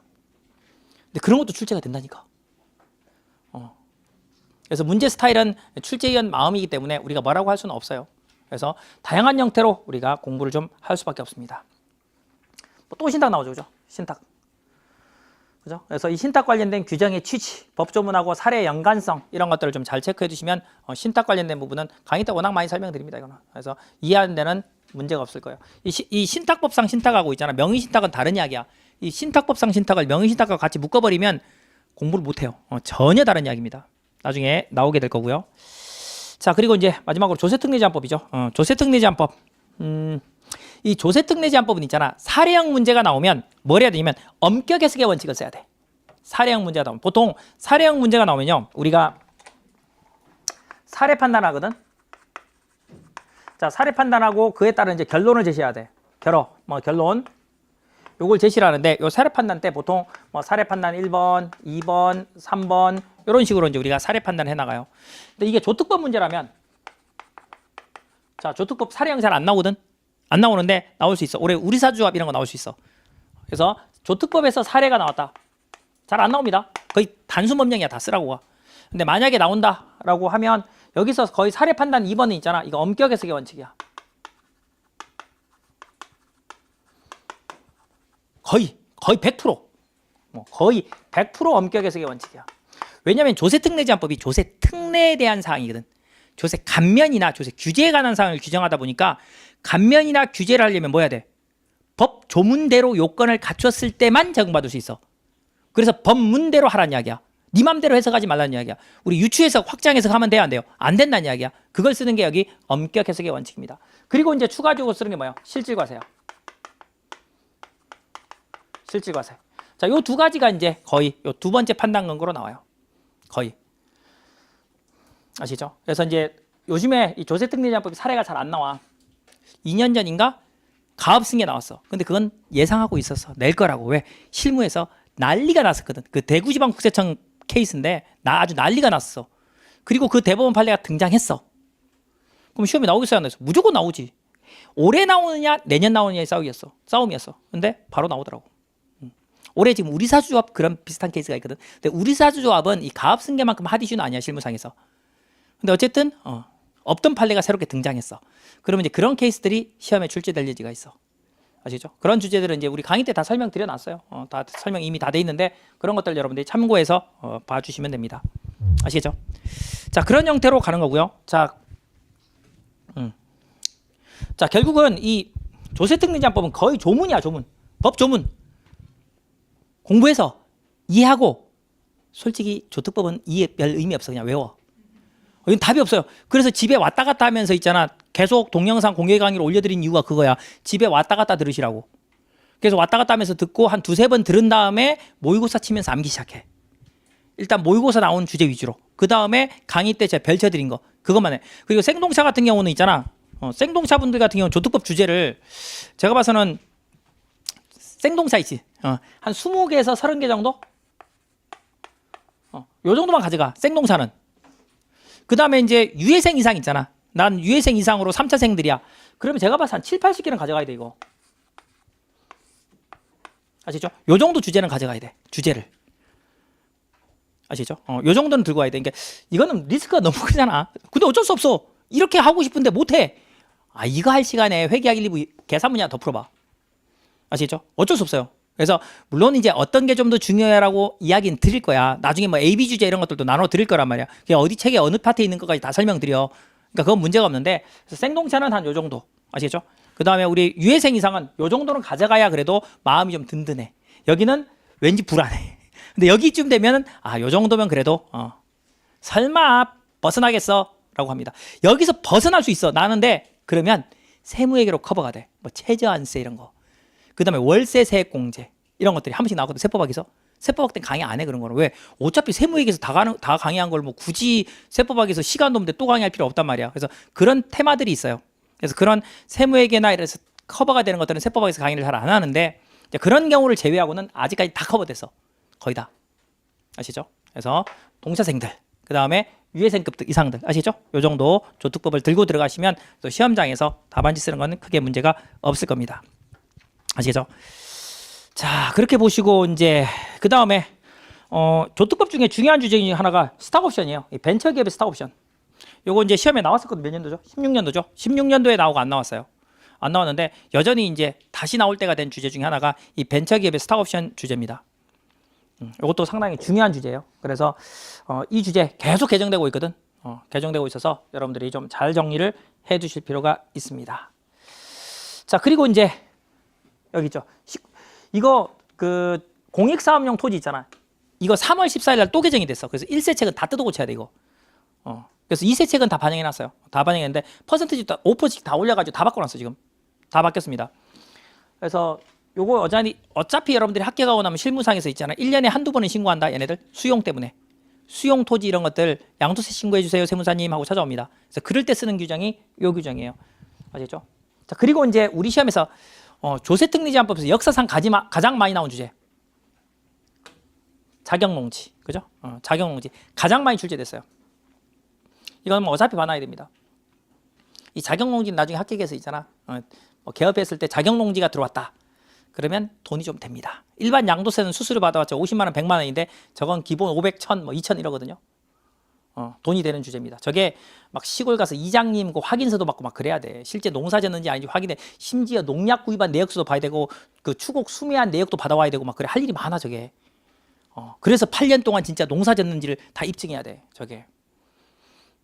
아시죠? 그런 것들을 보는 게 이 자격농지에 대한 부분이야. 그래서 제일 많은 판례를 가지고 있어. 조세특례제한법에서. 우리는 이제 자격농지는 판례는 잘 안 봅니다. 안 보는데 이게 2년 연속 나와서 12, 13인가? 그때 2년 연속 나왔어. 그리고 19년도에 또 나온 거야 이게. 그 전에도 많이 나왔고 꾸준히 현실에서도 중요한 주제에 해당합니다. 아시죠? 자, 세법학은 이제 이런 식으로 이제 채점평들이 구성되어 있고요. 여러분들이 이제 여기에 맞춰가지고 공부를 해두시면 됩니다. 아시죠? 그래서 뭐 생각보다 길게 설명해 버렸는데 요 정도 여러분들이 준비하셔가지고 공부를 하시고 그 다음에 너무 이제 처음 공부하신 분들은 있잖아요. 뭐 아까 이야기했던 약간 팁 같은 방법을 쓰는데 그 스터디 가이드 특강이나 이런 걸로 하지 마시고 우리 동차반에서 하는 수업들 있잖아요. 이런 것들 가지고 차근히 진행을 하세요. 아시죠? 근데 내가 회계학이나 이런 것들을 공부를 좀 하신 분들 같은 경우는 그래도 약간 리스크 안고 한 반 정도, 그죠? 한 60% 공부한다고 생각하셔서 좀 하이 리스크지만 합격할 확률이 좀 더 높은 방법으로 선택을 하시고, 그렇게 하신 분들은 우리 8월 달에 시험 치고 나서 잠깐 쉬었다가 9월, 10월 펑크난 부분 있죠, 그죠? 공부 안 한 부분들 반드시 해두시고 그 정도만 해서 하면 됩니다. 아시겠죠? 자, 설명은 이걸로 마치도록 하고요.